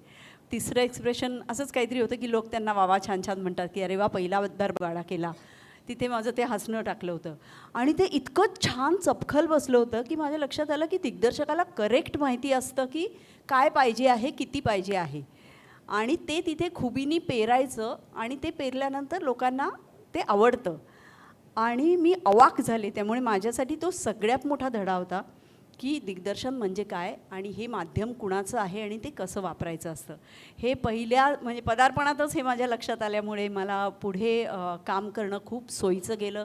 मला कायमच दिग्दर्शनात रस राहिला आणि मला वाटतं असे धडे जर मिळाले तर आपल्यापैकी प्रत्येकजण पुढे जाऊन दिग्दर्शनात उतरेल असं मला नक्की वाटतं. त्यामुळे या पहिल्या एपिसोडच्या माझ्यासाठी खूप गोड आठवणी आहेत. मला आठवतं की रवींद्र मंकणी मला नंतर भयंकर चिडवायचे आणि अजूनही चिडवतात की मी माधवराव पेशव्यांचं काम एवढं केलं पण पहिल्या एपिसोडपासून सगळे मला विचारायचे अरे ती रमा कोण आहे. त्यामुळे अनेक वर्ष मी महाराष्ट्रामध्ये रमा म्हणून ओळखले गेले आणि अजूनही स्वामीतली रमा सगळ्यांच्या लक्षात आहे. पण तेव्हापासून म्हणजे जेव्हापासून आम्ही मृणालला बघतो आहे आजपर्यंत तुम्ही सगळे साक्षीदार असाल, अशीच ती आपल्या अभिनयातून बोलताना सुंदर दिसत असते. मला तर त्यावेळेला प्रत्येक चित्रपट बघत असताना वाटायचं की प्रत्येक चित्रपटात ही कशी आणि इतकी सुंदर कशी दिसते. तर हे रहस्य विको टर्मरिकचं आहे का? राज को राज रहने दो. नाही पण काय बघा गंमत आहे, तुम्हाला सगळ्यांना आठवत असेल ना विको टर्मरिक नाही कॉस्मेटिक की दिसली मृणाल. हां, हे प्रत्येक कुटुंबाने म्हणजे ज्यांनी चित्रपटगृहात जाऊन चित्रपट बघितला आहे त्यांनी ते सौंदर्य अनेक वर्ष बघितलेलं आहे, न्याहाळलेलं आहे. लेक म्हणून तुझा अनुभव कसा आहे हर्षदा? कारण प्रत्येक आता लेकीकडे आहोत आपण. हां, लेक म्हणून मला फक्त लग्न करायचं होतं. पण काय म्हणजे मध्यमवर्गीय घरात एक मुलगी जन्माला येते तेव्हा काय होतं तर आईचा एक साधारण विचार असतो की ग्रॅज्युएट व्हावी कशी बशी आणि मग जिथे वडील नोकरीला आहेत तिथेच एखादी नोकरी पटकन जर झालं आणि पटकन जरा म्हणजे घरात आपल्या असतं ना की एक त्यातल्या त्यात नाकी डोळी नीटच असले की मग आईला वाटतंच आपल्या घरी माधुरी दीक्षितच आहे त्यामुळे काय लग्न तर पटकन होऊन जाईल. त्यामुळे माझ्या आईचा असा समज होता की एक ग्रॅज्युएट झाली, एक सिमेंट्समध्येच, पप्पा माझा सिमेंट्समध्ये होता, तिथे एक नोकरी लागली, पटकन लग्न आणि सो त्याच आपण म्हणतो ना त्याच अपब्रिंगिंगने आणि मुळात कुठलं स्किल नसल्यामुळे आणि जसं म्हणजे माझा हिरो कोण तर माझा पप्पा, तर आई कशी वावरते तर संसार करणं हे एकच गोष्ट माझ्या डोक्यात होती. हे कोणाला सांगितलं तर आता विश्वास बसत पण नाही. पहिला कॅमेरा जो तू फेस केलास पहिला म्हणजे जसा असा प्रत्येकाचा तो अनुभव होता तसा तो पहिला कॅमेरा आणि तो पहिला क्षण तो आठवणं कठीण आहे. कारण आपण असं ना की एक कोणीतरी आपले 4 फोटो काढतं, मग तो फोटो कोणीतरी बघतं आणि आपल्याला असं अचानक एखाद्या दिवशी फोन येतो की नीना गुप्ता नावाच्या बाईचा शेजारच्या घरात फोन येतो. तर साधारणतः ते कॉलेजचं वय असतं ना आपलं, मी लास्ट इयरला होते, तर काहीतरी प्रँक आहे म्हणून आपण शेजारच्या घरात जास्त वेळ कसं बोलणार म्हणून आपण पटकन हां क्या ओके असं फोन ठेवून दिला. 5 मिनिटांनी पुन्हा आलं. मी आईला म्हटलं, आई काहीतरी ना कोणतरी मस्ती करते, पण कोणतरी बाई आहेत तर तू बघ. म्हणून आई गेली. एक तर आईचं माझ्या हिंदी म्हणजे सापडता नाही तो शोधो, अशा पद्धतीचं माझ्या आईचं हिंदी. त्यामुळे ती 1 मिनिट हां असं म्हणाली. मग ती म्हणाली तू जरा बोल, त्या शिस्तीत बोलत आहेत. तर मग मी पुन्हा हाँ जी बोलिए, मैं नीना गुप्ता बात कर रही हूँ, दर्द नाम का अपना शो है, तो उसके एक छोटे रोल के लिए आपको पूछना था, तो क्या आप ॲक्टिंग कर रही है. आणि खरंच नीना गुप्ता स्वतःच फोन करायच्या त्यावेळेला जेव्हा असं काही कास्टिंग, कारण त्यांच्या बॉयफ्रेंडच्या बहिणीचा रोल अशी ती भूमिका होती.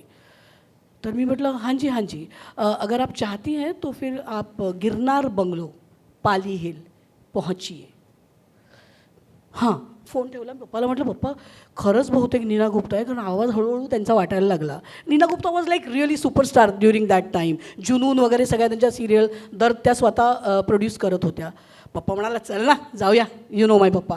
तर आम्ही गेलो तिकडे आणि त्यांनी मला 4 वाक्य दिली आणि उभं राहायला सांगितलं.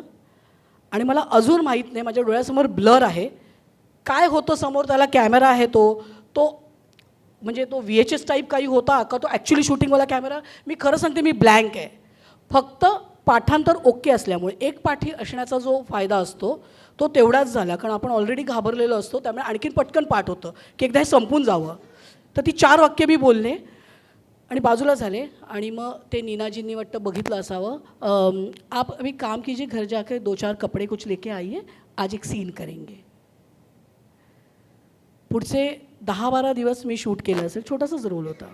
वर यू देअर इन दर्द नो ना या. सो मी केलं.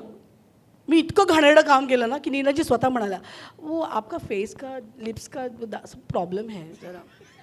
मी शपथ सांगते, मी खरंच नीनाजी मला असं म्हणाल्या. तिथेच माझं करिअर संपलं. मी 10-12 दिवस काम केलं आणि तिथेच माझं करिअर संपलं. त्याच्यानंतर ॲक्च्युली विजय कदम आहेत ना, ते म्हणजे आपण एक काम झालं ना की तुम्हाला 4 फोन येतातच. आणि नवीन नवीन तरुण मुली असतात तर. आणि तेव्हा ॲक्च्युली इट वॉज नॉट असं नव्हतं की आज कसं असतं की आता आज आम्हाला खूप माणसं भेटतात की आमची मुलगी टॅलेंटेड आहे, यु नो गाईड हर वगैरे असं. तेव्हा 6 महिने माझ्या आईने ॲक्च्युली माझ्याशी बोलणं टाळलं होतं, कारण माझ्या आत्तेभावाचं स्थळ आलं होतं मला. आणि मी पप्पाला म्हटलं तर लग्न कसं करायचं, तो तर दादा आहे वगैरे, but that is another story. तर आई चिडलेली होती, कारण घरात कसं सांगायचं ना मुलगी काय करते. कारण त्यावेळेचा काळ असा होता की माझ्या आईला काही थिएटरची बॅकग्राऊंड नाही किंवा तिला काही माहिती नाही. तिला फक्त पप्पाबरोबर जाऊन सिनेमा बघायचा, तोही ती इंग्लिश सिनेमा बघून आली की म्हणायची काय चालतं त्याच्यात बापरे. So my mother was another ती हाऊसवाईफ. आणि पप्पाच माझा थोडा एक्साइटेड होता की अगर इसमें कुछ हो गया तो नाटकात वगैरे तुला काम करायची संधी मिळाली तर मजा येईल. कारण माझ्या पप्पाचे 2 देव, सुनील गावस्कर आणि दिलीप कुमार. त्यामुळे त्या वातावरणात मी वाढले होते. सो जे समोर आलं ते ॲक्च्युली नाही मला म्हणवत नव्हतं, पण अर्थात नीनाजींनी मला सांगितलंच की काही होणार नाही तुझं. सो पुन्हा I came back to that स्वप्न ऑफ गेटिंग मॅरिड. पण ते झालं नाही, पण पुढे चांगल्या गोष्टी घडत गेल्या. आणि दामिनी हातात आल्यानंतर मग there was no looking back actually.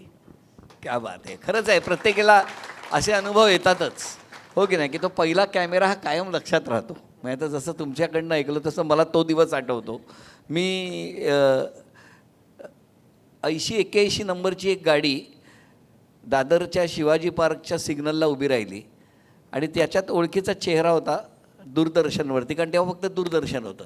म्हणून मी त्या दरवाज्यावरती नॉक केलं. 80-81 ओमनी गाडी नीनाताई राऊत चालवत होत्या. म्हटलं ना मला काम करायचं आहे, सिग्नल सुटेपर्यंतच बोललो, बाहेर उभं राहू, मला काम करायचं आहे, काही काम असेल तर मला सांगा ना, मग उद्या दूरदर्शनला ये असं म्हणाल्या. मी दूरदर्शनला गेलो. दूरदर्शनला गेल्यानंतर त्यांनी मला सांगितलं मी एक कार्यक्रम करते, पण त्या कार्यक्रमासाठी ना जे काही पडेल ते काम करायचं. म्हणजे म्युझिशियन्सना काही मदत लागली, काही चहा मागवायचा झाला तर, किंवा त्यांचं काही असेल तर ती रजिस्टर भरायचं वगैरे असं काम करायचं. करशील? म्हटलं हो करेन ना. मग ठीक आहे उद्या ये, आपल्याला काही काम पाहिजे असतं. आणि मी गेलो. कार्यक्रमाची रोज रिहर्सल बघायचो, रोज तो कागद घेऊन बसायचो असिस्टंटसारखा असा बाजूला, कारण तेव्हा पॅनलवरती 1 किंवा 2 चेअर असायच्या त्या जुन्या स्टुडिओत. असं झालेलं असताना एक दिवस ना प्रोमो करायचा ठरला, प्रोमो. आणि कोणतरी एक मोठं नाव होतं की जे पोहोचलेच नाहीत शूटिंगला. आता स्टुडिओ बुक केला आहे, तेव्हा ते सगळं प्रोसिजर खूप होती. आणि मग आता करायचं काय, म्हणून त्याने माझ्याकडे बघितलं, कारण मी रोज त्यांच्याकडून ती रिहर्सल करून घ्यायचो. मला सांगितलं, हे आदेश एक काम करूया, प्रोमो करायचा आहे, तू जाऊन कॅमेऱ्याच्या समोर उभा राहा. म्हटलं मी बरं, कालपर्यंत मला काही बोललेलो नाही, माहिती नाही. मी गेलो स्टुडिओत, जुना स्टुडिओ, आणि उभा राहिलो. उभा राहिल्यानंतर त्यांनी मला मेकअप केला. सोमकुवर नावाचे एक होते मेकअपमन, ते एवढाच गोल मेकअप करायचे असा. त्यांनी मला मेकअप केला मस्त, कसा केला माहीत नाही. मी गेलो, उभा राहिलो, आणि मला सांगितलं, आदेश ती 5 वाक्य आहेत ना ती बोल. म्हटलं पण कसं करू, जर बोल, हस आणि बोल. आणि त्या वर गेल्या, फुल लाईट्स, सगळे स्टुडिओतले लाईट, रोल VTR वगैरे अशा त्या सगळ्या कमांड्स तेव्हाच्या. रोल VTR, रोल हे, ॲक्शन. ॲक्शन म्हटल्यावर मी नमस्कार एवढं करून थांबलो. Cut cut cut cut cut, परत एकदा रोल VTR, रोल VTR. आदेश चेहरा हसरा ठेव. म्हटलं हां हां हां, कॅमेऱ्यात बघ, हां हां ॲक्शन, नमस्कार, ब्लँक. त्या वरनं खाली आल्या. मला नीरताईंनी असं जवळ घेतलं आणि मला म्हणाले, आदेश हे बघ, एक प्रोमो करायचा आहे, एकदा बोल. रोज तू त्याला वाचून दाखवत होतास, जर तू बोललास तर कदाचित आपण दाखवू. सरोज चंडोला म्हणून त्या स्टेशन डायरेक्टर होत्या, त्यांना दाखवू, बघ काय झालं तर. म्हटलं हो असं म्हणताय, आणि माझा विश्वास आहे तू ते करणार. म्हटलं पण बरं. त्या परत वर गेल्या, roll VTR, roll camera, action. नमस्कार, लवकरच मुंबई दूरदर्शनवर संगीतमय प्रश्नमंजुषेचा कार्यक्रम सुरू होत आहे. आपण आपली ध्वनिफीत घरच्या घरी ध्वनिमुद्रित करून, कोणत्याही साथसंगतीशिवाय ध्वनिमुद्रित करून ती आमच्याकडे पाठवायची. आमचा पत्ता निर्माती ताक दिनाधीन, post box number 9136, Worli, Mumbai 400025. असं मी म्हटलं. त्या धावत खाली आल्या. ती तशीच त्यांनी काय त्यावेळेला कॅसेट्स होत्या ना, त्या ती घेतली आणि सरोज चंडोलांच्या केबिनमध्ये गेल्या. मला म्हणाल्या, हा अँकर म्हणून कसा वाटतोय बघाव. त्यांनी असं बघितलं, अमराठी होत्या. त्या म्हणाले, मैं बोलू, अभी सब जो बुड्ढे हैं ना उनको छोड़ दे, इसके ऊपर विश्वास रख. आणि हा माईक माझ्या हाताला चिकटला. ते कसं असतं की आपल्या आयुष्यात प्रत्येक एका टर्निंग पॉईंट असा ठरतो आयुष्यात, कोणीतरी येतं. जसं त्याच मुंबई दूरदर्शनमध्ये काम करता करता मला कधी वाटलंच नव्हतं की महाराष्ट्र टाइम्सच्या मटा सन्मान पुरस्कार सोहळ्याचं दिग्दर्शन मला करायला मिळेल. झी मराठीच्या झी गौरव पुरस्कार सोहळ्याचं दिग्दर्शन करायला मिळेल. आणि पुन्हा एकदा ही सगळी मंडळी कुठल्या ना कुठल्या पुरस्कार सोहळ्याच्या वेळेला, म्हणजे मृणालला आठवत असेल तो सगळा पुरस्कार सोहळे किंवा ते निवेदनाची पद्धत सगळी, कायम या लोकांनी माझ्यावरती इतका विश्वास दाखवला. म्हणून हा आदेश गेली 25-30 वर्ष मनोरंजनाच्या क्षेत्रात काम करू शकला, विविध अंगी. त्यामुळे त्याच्यात ह्या सगळ्यांचं खूप मोठं कॉन्ट्रीब्युशन आहे. नाही तर तू म्हणालास तेच मला पण पटतंय की कुणीतरी आपल्यावर ना विश्वास ठेवावा लागतो. मग तो दिग्दर्शक असेल तर, म्हणजे माझ्या बाबतीत मला नेहमी वाटतं की मला काही ॲक्टिंगचे बॅकग्राऊंड नसताना दिग्दर्शकाने आपल्यावर विश्वास ठेवणं, जसं तुला नीनाताई म्हणाल्या की तू करू शकशील आदेश, तर हे जेव्हा दिग्दर्शक सांगतो तो विश्वास महत्त्वाचा असतो आणि तो घेऊन मला असं वाटतं आपण पुढे जात असतो. तर माझ्या बाबतीत म्हणाल तर मला वाटतं विजय केंकरे सारखा दिग्दर्शक मला मिळाला माझ्या पहिल्या नाटकात, की ज्यांनी माझ्यावर विश्वास ठेवला की जी भूमिका विजयाबाईंनी केली होती बेबी राजेची, ती भूमिका तू करू शकशील असा त्याला विश्वास वाटला आणि मी फक्त मेहनत घेतली. तर मला असं वाटतं कुणीतरी असं एक कुणीतरी लागतो जो आपल्यावर विश्वास ठेवेल. खरं आहे. जसं तुझ्या बाबतीत झालं की तुला त्यावेळेला मंदारने फोन केला. मंदार हा उत्तम दिग्दर्शक होता. तुझ्या बाबतीत जसं तुझ्या बाबतीत झालं की ही नावं आम्ही आजच्या या प्रवासात कुठेही कितीही धावत असलो तरीसुद्धा कधी विसरता येणार नाहीत.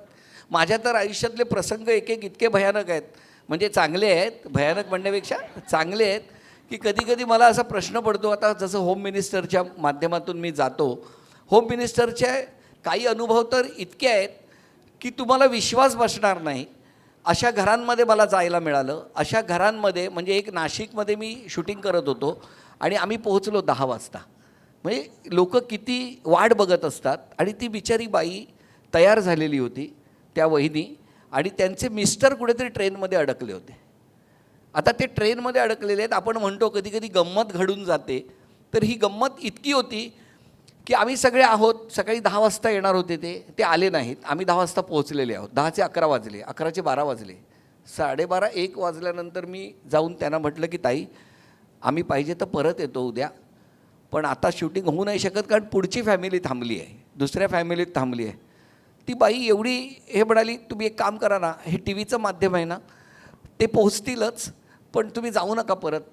टी व्हीच्या माध्यमात तुम्ही काही करू शकता ना. तर बी विंगमध्ये एक ते साधारण माझ्या मिस्टरांसारखे दिसतात.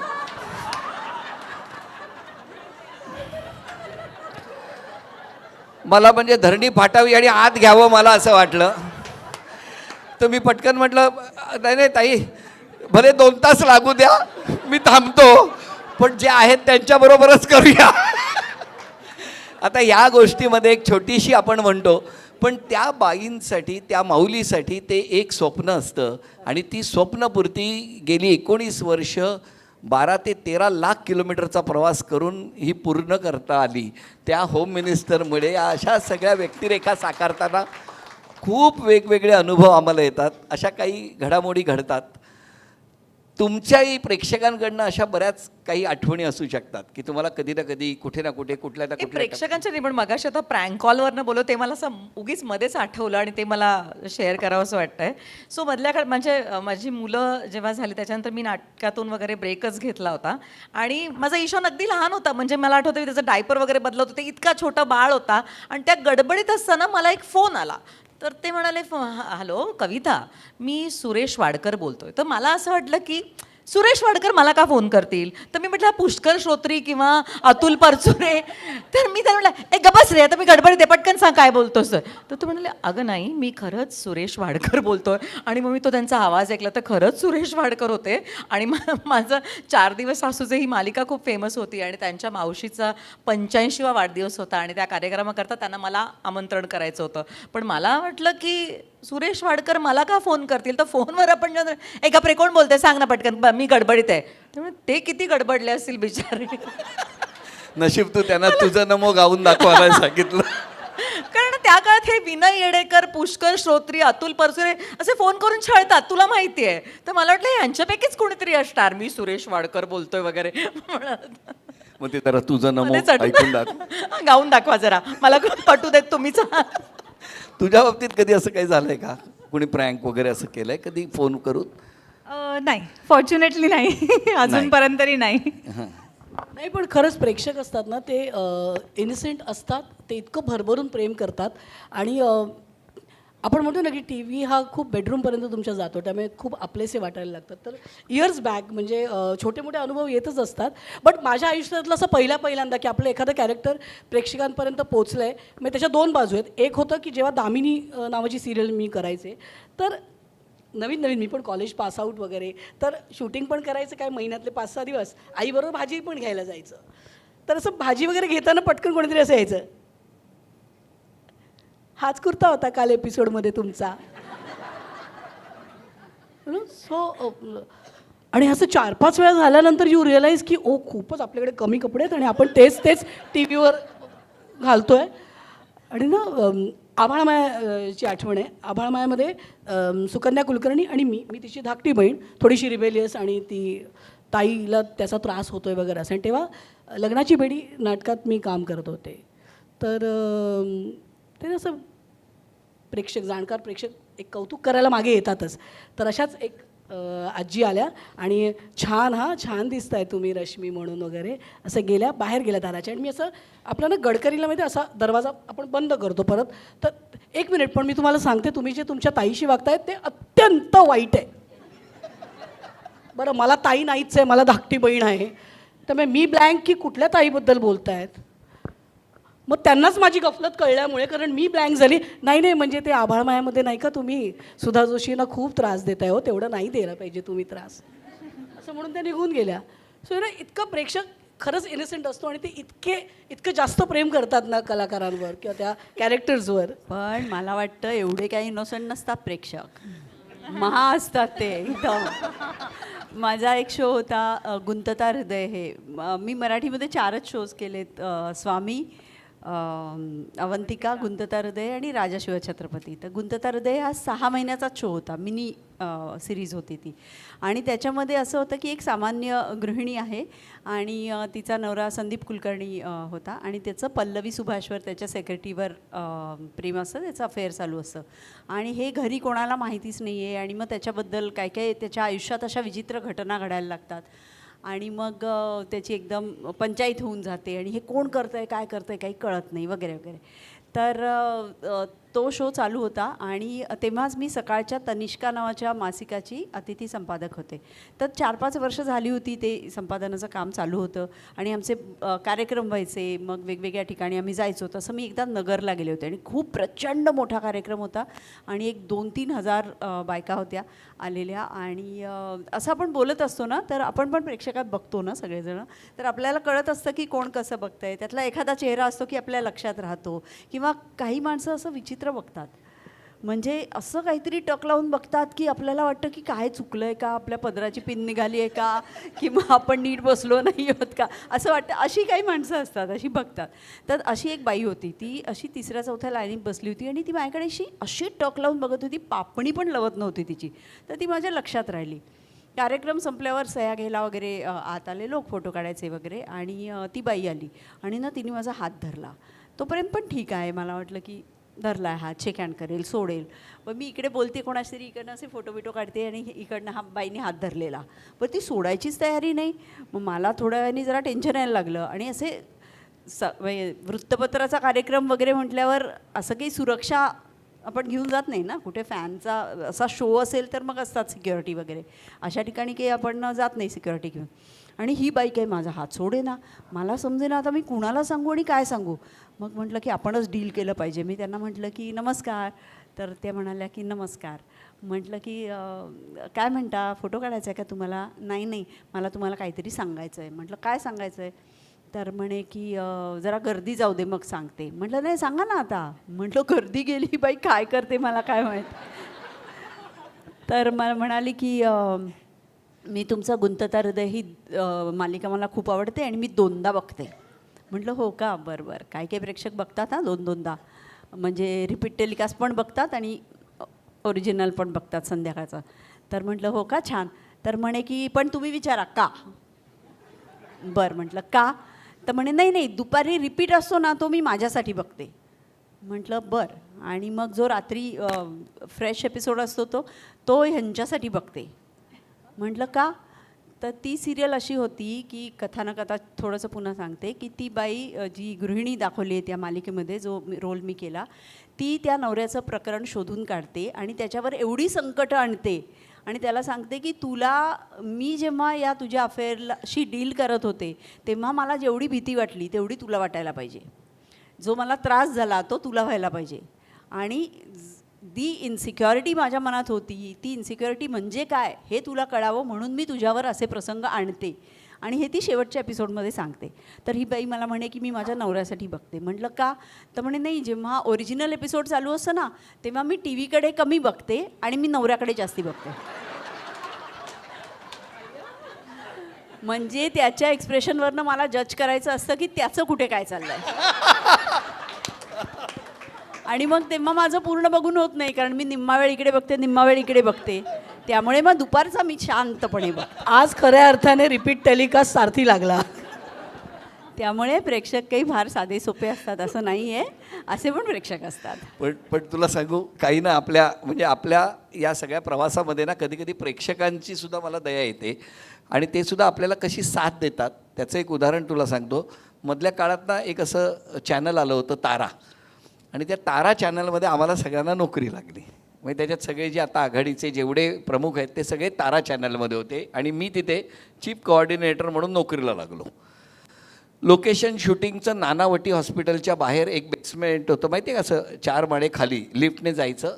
हां, म्हणजे कालापत्तरमध्ये वगैरे जशी लिफ्ट जाते ना तसं खाली गेल्यावर एक असा स्टुडिओ होता आणि तारा रंपम. बरं, मला काम काय, हर मर्ज की दवा, म्हणजे काही असेल की काम सांगणार, प्रेक्षकांची दया काय ते सांगतो.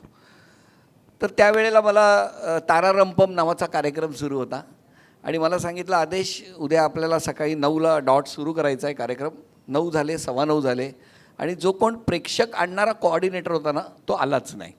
आता शूटिंग नाना हॉस्पिटलच्या बाहेर त्याच कॅम्पसमध्ये तो स्टुडिओ. तर म्हटलं ठीक आहे. तर मला म्हणाले आता एक काम कर, किमान आता एक 20-25 लोकं पाहिजे टाळ्या वाजवायला, ते घेऊन ये. म्हटलं कुठून आणू? ते बोलले जा, काम आहे ना तुझं. म्हटलं माझं काम प्रेक्षक आणायचं नाही घेऊन ये. मी लिफ्टने वर आलो आणि तेवढ्यात बाहेर बघितलं तर नानावटीच्या बाहेर एक बसस्टॉप आहे. बसस्टॉपवरती ना 20-25 लोकं उभी होती. हळूहळू गेलो. म्हटलं नमस्कार. हां बोला, शूटिंग बघायचं आहे? शूटिंग? हाँ कुठं रे, किधर आहे? म्हटलं इधर ही, ये स्टुडिओ आहे ना नीचे, उधर आहे. असं करत करत 10 आणले. ते बिचारे बॅगा बिगा घेऊन खाली बसलेत. मग अजून परत गेलो, परत 5 आले, परत 5 जणांना, असे 15. आणि अजय भालवणकरला म्हटलं ऐक ना, जिथे बसलेत तिथल्या टाळ्या घे, ह्यांना बाहेर काढ, तोपर्यंत पुढचे 10 आणतो. असं करून परत बसस्टॉपवर गेलो, परत आलो. बरं आल्यावर स्टुडिओ बंद केला आणि टाळ्या वाजवत आहेत. अरे भाई हसो, हा हा हा हा. त्यांना काही कळत नाही. इथे शुक्रतारा मंदवारा. ते बिचारे कुठून बॅग वगैरे घेऊन बसलेले. 3-3:30पर्यंत त्यांच्याकडनं टाळ्या वाजवून घे, हा हा हा हा हसून घे, टाळ्या वाजवून घे, हा हा हा हा हसून घे. असं करून ते 3 वाजता बाहेर आले तेव्हा मी त्यांच्या नजरेला नजरही दिली नाही. दिवस दुसरा, आदेश प्रेक्षक नाही आलेत. म्हटलं आता, म्हणून मी म्हटलं परत जाऊया स्टॉपवर. स्टॉप रिकामी. ते सगळे प्रेक्षक आधीच्या स्टॉपवर गेले होते बस पकडायला. आता अजय माझ्यावर भडकला. अजय बालवणकर म्हणाला असं कसं रे, शूटिंग सुरू करायचं आण. मी हळू, आता प्रेक्षक पाहिजेत ना, फुकट घालवायचं नाही वेळ. मी गेलो OPDत, नानावटीच्या OPDत. OPDच्या बाहेर ना सगळे ICUच्या बाहेर बसलेले, शहाळी घेऊन बसलेले, असे बिचारे सगळे बसलेत. आणि मी प्रत्येकाच्या बाजूला जाऊन बसायचो. ऐका ना, मला माहिती आहे तुम्ही खूप टेन्शनमध्ये आहात, तुम्हाला थोडंसं रिलॅक्स वाटेल, चला ना. असं करून 15 जणं OPDमधले खाली आणले. आता अजय भालवणकर ओरडतोय, अरे ती शहाळी बाजूला ठेवा. प्रत्येक प्रेक्षक टाळ्या वाजवायला पाहिजेत. शहाळी आणि मोसंबी अशी हातात धरून बसले होते. तुम्हाला गंमत सांगतो, दुसऱ्या दिवशी मी दिसलो ना की त्या नानावटी सोडा आम्हाला. मी तुम्हाला सांगतो, असे प्रसंग करून सुद्धा शेवटी कार्यक्रम यशस्वी केलेला आहे. आणि ते करण्यासाठी प्रेक्षकांनी सुद्धा, त्याही प्रेक्षकांनी आशीर्वाद दिलेला आहे. अशा खूप गोष्टी घडत असतात. तू काहीतरी सांगत होतीस तेजश्री. अरे मला असं आठवलं की होणार सुन्नी या घरचीमध्ये साधारण जान्हवीची प्रेग्नन्सी हा एक साधारण काळ होता. 1.5-2 वर्ष ती प्रेग्नंटच, तिच्यावर खूप सारे जोक्सच बनत होते आणि बरंच काय काय चालू होतं. आणि त्या दरम्यान मला कार्तिक आझाद घुसली नावाचं नाटक प्रशांत दामलेंनी ऑफर केलं. सो मला तो प्रयोग करताना मी साधारण एंट्री घेतली ना प्रयोगाला, तेव्हा ती एक 18 वर्षाची वडिलांच्या डोक्यावर मिरं वाटायला आलेली मुलगी असे ते कॅरेक्टर आहे. त्यामुळे ती येते आणि गोंधळ घालते नाटकभर. सो मी जेव्हा जेव्हा स्टेजवर एंट्री करायचे तेव्हा माझ्या अशा फास्ट मोमेंट सुरू झाल्या ना की एक 3-4 बॅग, अगं हळू, अगं अगं अरे बापरे, असं वगैरे.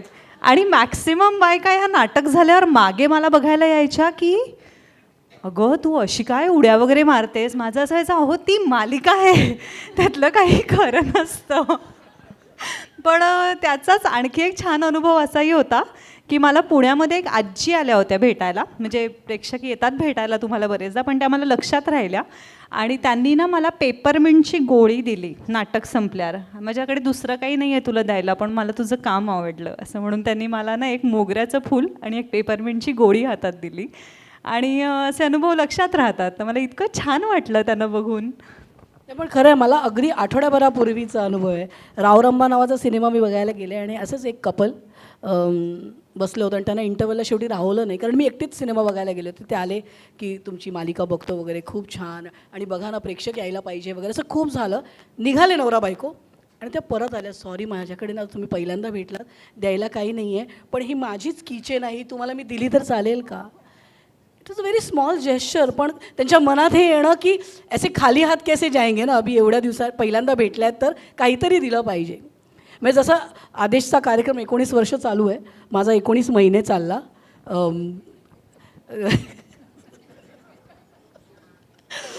तर कलर्स मराठी वाहिनीवर मी अशीच मालिका करत होते. पण 2 वर्षाचा अनुभव का होईना, पण एक नवरा असावा तर असा नावाची मालिका होती. पण जसं आदेश म्हणाला तसंच की ते जे घरी जाऊन अनुभव आहे, जसं याचं औक्षण केलं जायचं तर साधारणतः माझ्याकडे कपाटभर साड्या आल्या, कारण ओटी भरल्याशिवाय कोणी मला घरी जाऊ दिलं नाही. सो आय थिंक ही त्या घरातली त्या बाईची भावना होती की खाली हाताने हिला पाठवायचं नाही आहे, की साडी चोळी, ब्लाऊज पीस काहीतरी तिच्या हातात ठेवून मगच तिची पाठवणी करायची. तर मला असं वाटतं की एक आर्टिस्ट, एक कलाकार, त्यांचं भाग्य असतं की हे असं निस्वार्थ प्रेम त्यांना मिळतं. सो इट इज माझ्या आईवडिलांची पुण्याई आहे, देवाचा आशीर्वाद आहे, दुसरं काही नाही. नाही, खरं आहे अगदी. म्हणजे मला नेहमी वाटतं की आपले प्रेक्षक खरंच खूप भाबडे असतात. त्यांनी आपल्याला एकदा प्रेम करायचं ठरवलं की भरभरून प्रेम करतात. आता नाटकाच्या निमित्ताने अनेक ठिकाणी दौरे करत असतो आम्ही. थिएटर्सची अवस्था वाईट असते, AC चालू नाही आहे. तर मला असं वाटतं की आम्ही तरी प्रयोग करतोय कारण आम्हाला आमची कला दाखवायची आहे. पण 500 रुपयाचं तिकीट काढून नॉन AC खुर्च्या मोडलेल्या असताना प्रेक्षक तरीसुद्धा येऊन नाटक बघतात आणि भरभरून प्रतिसाद देतात. तेव्हा काय म्हणावं ना, म्हणजे मग तेच म्हणते ना की त्यांचं खरंच त्या कलेवर प्रेम असतं आणि एकदा त्यांनी ठरवलं आहे, तुम्हाला एक्सेप्ट केलं म्हटल्यावर ते काही करून येतात. मी आता गावोगावी मी प्रयोग करतो वेगवेगळ्या ठिकाणी की जिथे थिएटर्स धड नाही आहेत. म्हणजे आत्ता परवा आम्ही सांगलीला प्रयोग केला, AC नाही आहे, अजिबात AC नाही, पण प्रयोग रंगतो कारण जुनं थिएटर आहे आणि प्रेक्षकांना नाटक बघायचं आहे, राईट. तर म्हणजे ओले चिंब होत होतो आम्ही त्या प्रत्येक सीनला, पण काय प्रयोग रंगला होता. आणि मग मध्येच प्रेक्षक आले बाहेर सांगायला की ते बाजूचे पंखे बंद का केले. ते म्हणले पंखे ते बाजूचे जर चालू ठेवले ना तर आवाज पोचणार नाही.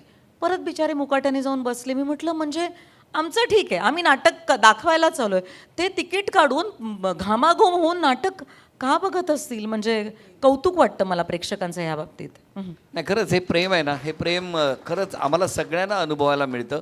वेगवेगळे अनुभव येत असतात, वेगवेगळ्या गोष्टी आम्हाला समृद्ध करत असतात. म्हणजे मी तर असं म्हणतो नेहमी की या महाराष्ट्रात सगळ्यात श्रीमंत कोण असेल तर आदेश बांदेकर. कारण रात्री अपरात्री कुठल्याही ST स्टँडवर उतरलो आणि एखाद्या घरावरती जर म्हणजे दरवाजावरती थाप जर आपण मारली तर 100% 2 घास दिल्याशिवाय ही माऊली आम्हाला घरातनं पाठवणार नाही. एवढी घरं आम्ही कलावंतांना जोडायला मिळाली, त्यांच्याबरोबर राहता आलं, त्यांच्याबरोबर या कुटुंबाशी आम्हाला बोलता आलं. मला तर इतके अनुभव येतात. म्हणजे अकोल्यावरून येत होतो आणि धावत धावत आम्हाला इतका लेट झाला, 12:30-1 वाजता आम्ही कशीबशी ट्रेन पकडली आणि मी, माझ्याबरोबर माझा असिस्टंट, आणि आमच्याकडे काहीच खायला नव्हतं. आणि म्हटलं आता आपण कसं म्हणजे इतकी भूक लागली होती, कारण आम्ही कुठून तरी असे पळत पळत ट्रेन पकडली होती. कुमार आहे माझ्याबरोबर इथे आलेला. आणि त्यावेळेला नेमकं असा अनुभव झाला की आता करणार काय. पण म्हणतो ना आपण, कधी कधी आपल्या पाठी कोणतरी उभं असतं. TC आले तिकीट तपासायला, बोले आदेश बांदेकर. अरे बरं झालं तुम्ही या ट्रेनला आहात. माझी एक विनंती आहे, माझ्या बायकोची खूप वर्षाची इच्छा आहे की कधीतरी तुम्ही घरी जेवायला यावं, तर माझा डबा येतो, तुम्ही खाल का हो. मी म्हटलं काय हे. म्हटलं नको नको, तुम्ही तुमच्या प्रवासासाठी घेतला. ते बोलले नाही नाही, मी सगळ्यात आनंदी होईन, फक्त एक व्हिडिओ कॉल करतो, बायकोशी बोला. मग त्यांनी व्हिडिओ कॉल केला आणि आम्ही तिथे बसून तो डबा खाल्ला. मला असं वाटतं की हे जे 2 घास आहेत ना, हे याच्या पुढे करोडो रुपयाची बिदागी काहीच नाही आहे. आणि म्हणून खूप आनंद होतो. मृणाल, तुझा असा अनुभव कधी प्रवासातला कुठला काही?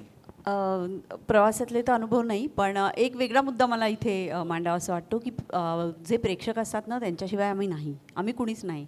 कारण ही कलाच लोकांसाठी आहे, तुमच्यासाठी आहे, तुमचं मन रिझवण्यासाठी आहे. पण तुम्ही लोक जे लक्षात ठेवता ना, त्याची मला मात्र फार भीती वाटते. म्हणजे कोणती साडी कोणत्या फंक्शनला नेसली होती आणि मग ती आता रिपीट झाली आणि मग सारखे काय तीच साडी नेसती आहे वगैरे अशा कमेंट्स. आणि आता एस्पेशली सोशल मीडिया आल्यानंतरच्या ज्या कमेंट्स असतात त्या फार प्रेमाच्या असतात, त्या लक्षात राहण्यासारख्या सुद्धा असतात.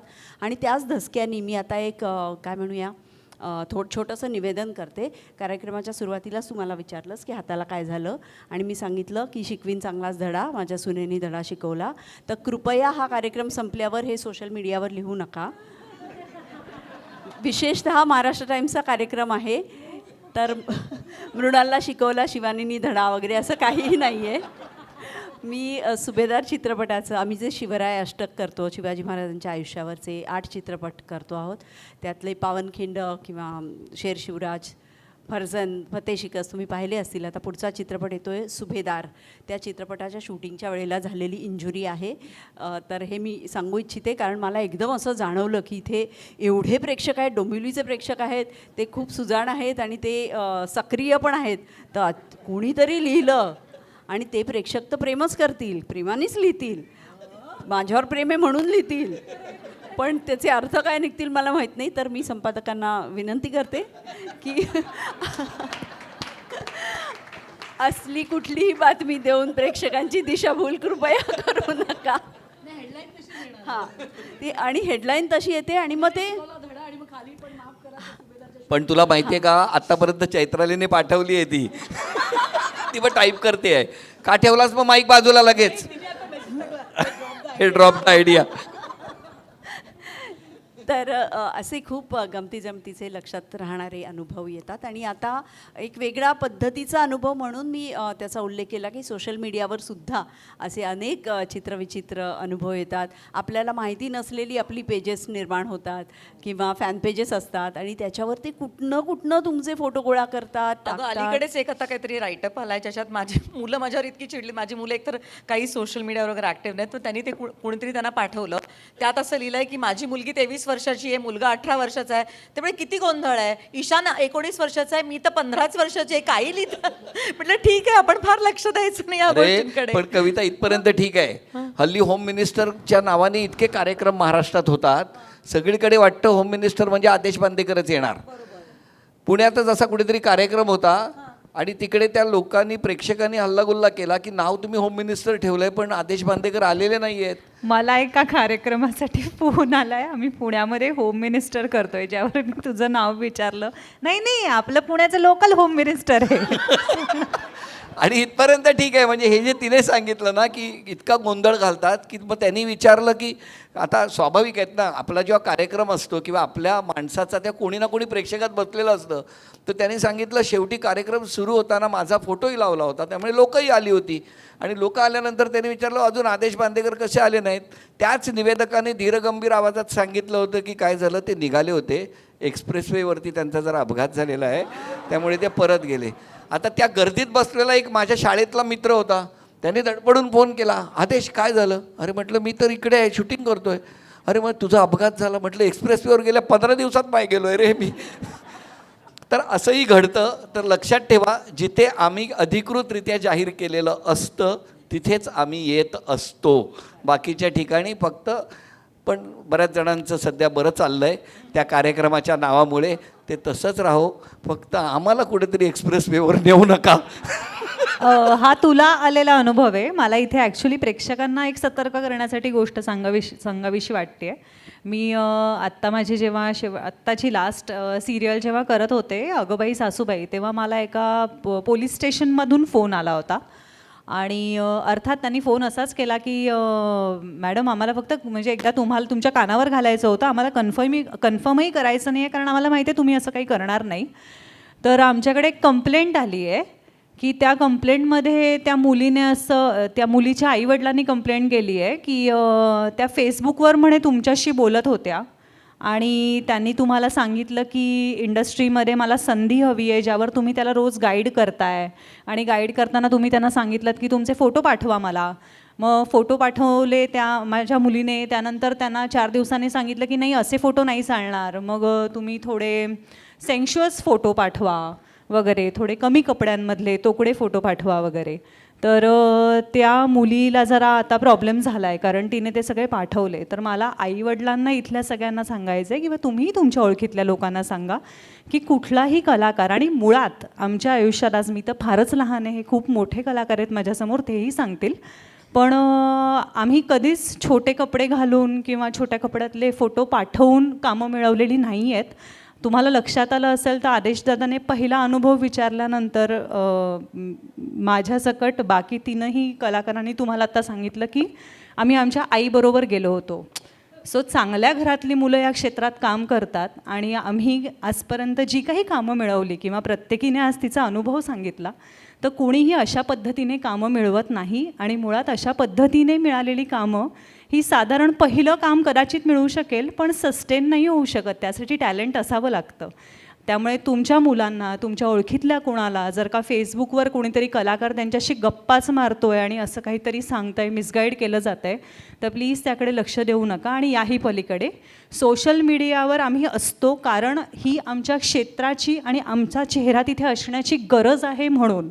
त्याच्या पलीकडे आम्ही कोणाशीही अशा पद्धतीचे संवाद साधत नाही किंवा आमच्याकडून कधीच हे असे साधले जात नाहीत. आणि हे मी माझ्या इंडस्ट्रीच्या वतीने सांगते सगळ्यांना.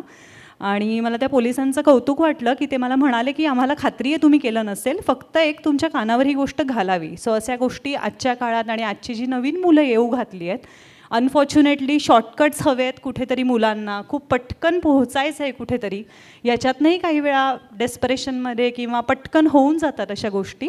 पण कष्टाला पर्याय नाही आहे या क्षेत्रात किंवा कुठल्याही क्षेत्रात. कसं आहे, टी व्हीवरच्या या सगळ्या सासू सुना लेकी इथे आहेत, पण खऱ्या आयुष्यातल्या सासू सुना लेकी समोर बसलेल्या आहेत. त्यामुळे आपल्या घरातल्या लेकीची काळजी घेत असताना ही लक्षात ठेवा, ही दक्षता बाळगा. आणि कुणीतरी काहीतरी सांगतं, कुणीतरी कुठेतरी सांगितले म्हणून कुठल्याही गोष्टीवरती तसा आंधळा विश्वास ठेवू नका. इंडस्ट्रीत काम करण्यासारखं उत्तम, आमची इंडस्ट्री इतकी उत्तम काम करते, एकमेकांचा आदर करत काम करते. 30-30, 35-35 वर्ष, 22 वर्ष आम्ही कधी तर 5-5 वर्ष, 2-2 वर्ष एकमेकांना भेटतही नाही, पण ज्या दिवशी आम्ही भेटतो त्या दिवशी आम्ही काल भेटल्यासारखं भेटतो. इतकं बॉन्डिंग आमच्या मालिकेतल्या किंवा या मनोरंजनाच्या क्षेत्रातल्या सगळ्यांचं आमचं आहे. तेव्हा हे इतकं सुरक्षित असं आयुष्य सगळ्याजणी जगतायत. मला या सगळ्यांना खरं तर धन्यवाद द्यायचे आहेत. आणि हे धन्यवाद देत असताना फक्त एक अनुभव सांगणार आणि मग आपण प्रेक्षकांना काही विचारायचे आहेत का प्रश्न. आत्ता एक माईक जरा प्रेक्षकांकडे जाऊ द्या. कुमार ये जरा पुढे, कोणीतरी या रे. माईक ते बघा, त्यांचा हात वरती आला आहे, त्यांच्याकडे माईक द्या. एक कोणाचं तरी माईक द्या, मग आम्ही देतो. आपल्याकडचं द्या ना पाहिजे तर मग आपण हे करू. दे. नाही रेकॉर्ड करायचं आहे. उगाच काय गालातल्या तोंडात घरी बोलतात तसं बोललात तर भावना पोचणार नाहीत ना आमच्यापर्यंत. मग हां, नाव सांगा तुमचं. साक्षी गुप्ते, डोंबिवलीमध्ये राहते. बरं, कुणाच्या साक्षीने प्रश्न विचारणार? विचारा. आईच्या. हां. इथे मला 3 गोष्टी सांगाव्याशा वाटतात आवर्जून. कविताताई जसं म्हणाल्या की आम्ही हे करतो घाम ह्याच्यामध्ये, पण प्रेक्षक पण बसतात. पण आम्हाला सांगावं असं वाटतं की तुमचे कष्ट त्याच्या पाठचे एवढे, आम्ही बरेच इंटरव्ह्यू पाहतो आधी पण इथे पण सगळीकडे, तर तुमच्या त्याच्या पाठचे कष्ट आम्हाला दिसतात. आणि तुम्ही जे केलेलं दाखवता आम्हाला, त्याचा आम्हाला किती विरंगुळा मिळतो आणि आमचा पुढचा महिना खूप छान जातो. ते एक नाटक पाहिल्याने आमचे पुढचे दिवस सुंदर जातात, की तो निखळ आनंद आम्हाला मिळतो, की आम्ही जे दिवसभर काम करतो त्याला निखळ आनंद आम्हाला मिळतो सिरियल्स पाहताना, नाटक पाहताना. आणि ती कष्ट आम्हाला जाणवतात. ते एक वाक्य पाठ होत नाही आपलं आणि तुम्ही 3 तास कंटिन्युअस ते बोलता. हे एवढी सोपी गोष्ट नाही आहे. अंधारात चालता ही सोपी गोष्ट नाही आहे, ते माहिती आहे आम्हाला. आणि दुसरी गोष्ट, मला सगळ्या सिरियल्स लेकी सुना तुम्ही सगळे गेले, आज आमची आई एकटी राहते, पण आज त्या सिरियल्समुळे ती जिवंत आहे घरात.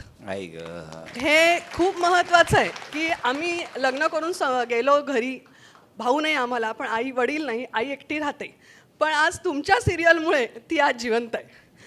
आणि तशीच सासूबाई पण घरी आहेत की आज त्या 9:30 ते रात्री 11:30 आपण घराच्या बाहेर असतो, पण त्या तुमच्या सिरियलमुळे त्यांचं जीवन आज सुखाने जगतायत त्या. साक्षी, अगं तुझीच काय माझी आई, ती माझी मालिका बघत नाही अर्थात, सध्या ती कविताची मालिका बघते कारण आमचं रायवल टायमिंग आहे.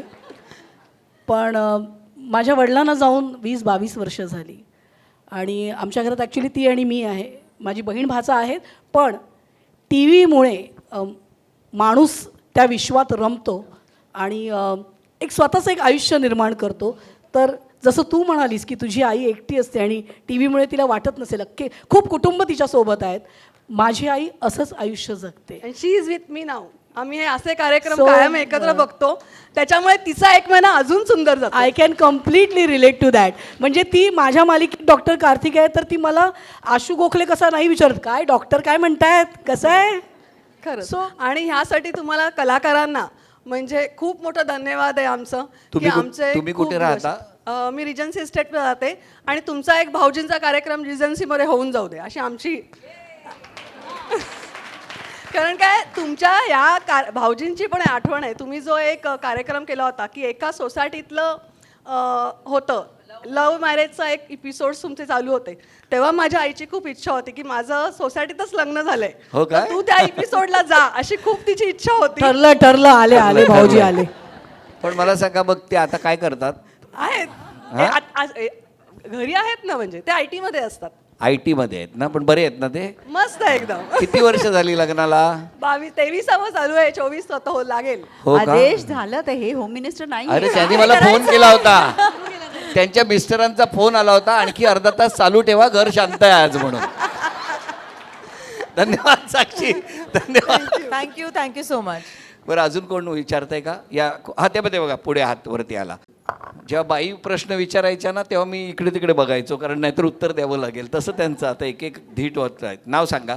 नमस्कार, मी अबोली ठोसर, डोंबिवलीतच राहतो. आज माझी आई आलेली आहे बरोबर. अरे वा. आणि मला सांगायचं असं आहे की म्हणजे सिरियस, मागाशी त्या मॅडम म्हणाल्या तसं की सिरियसमध्ये इतकी गुंतलेले असतात ह्या गृहिणी की मी स्वतः गाण्याचे प्रोग्रॅम्स वगैरे करते. इंडस्ट्रीमध्ये मी पण लता दीदींबरोबर as a backup vocal artist म्हणून मी 6 ते 7 शोज गायलेले आहे.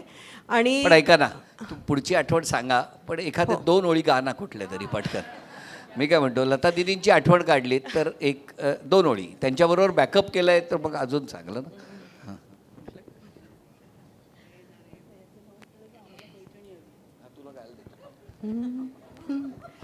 रहे न रहे हम महका करेंगे, बनके कली बनके सबा बागे वफा में, रहे न रहे हम. थँक्यू. तर असंच मी कुठून तरी रेकॉर्डिंग आणि तेव्हा इंडस्ट्रीचे मी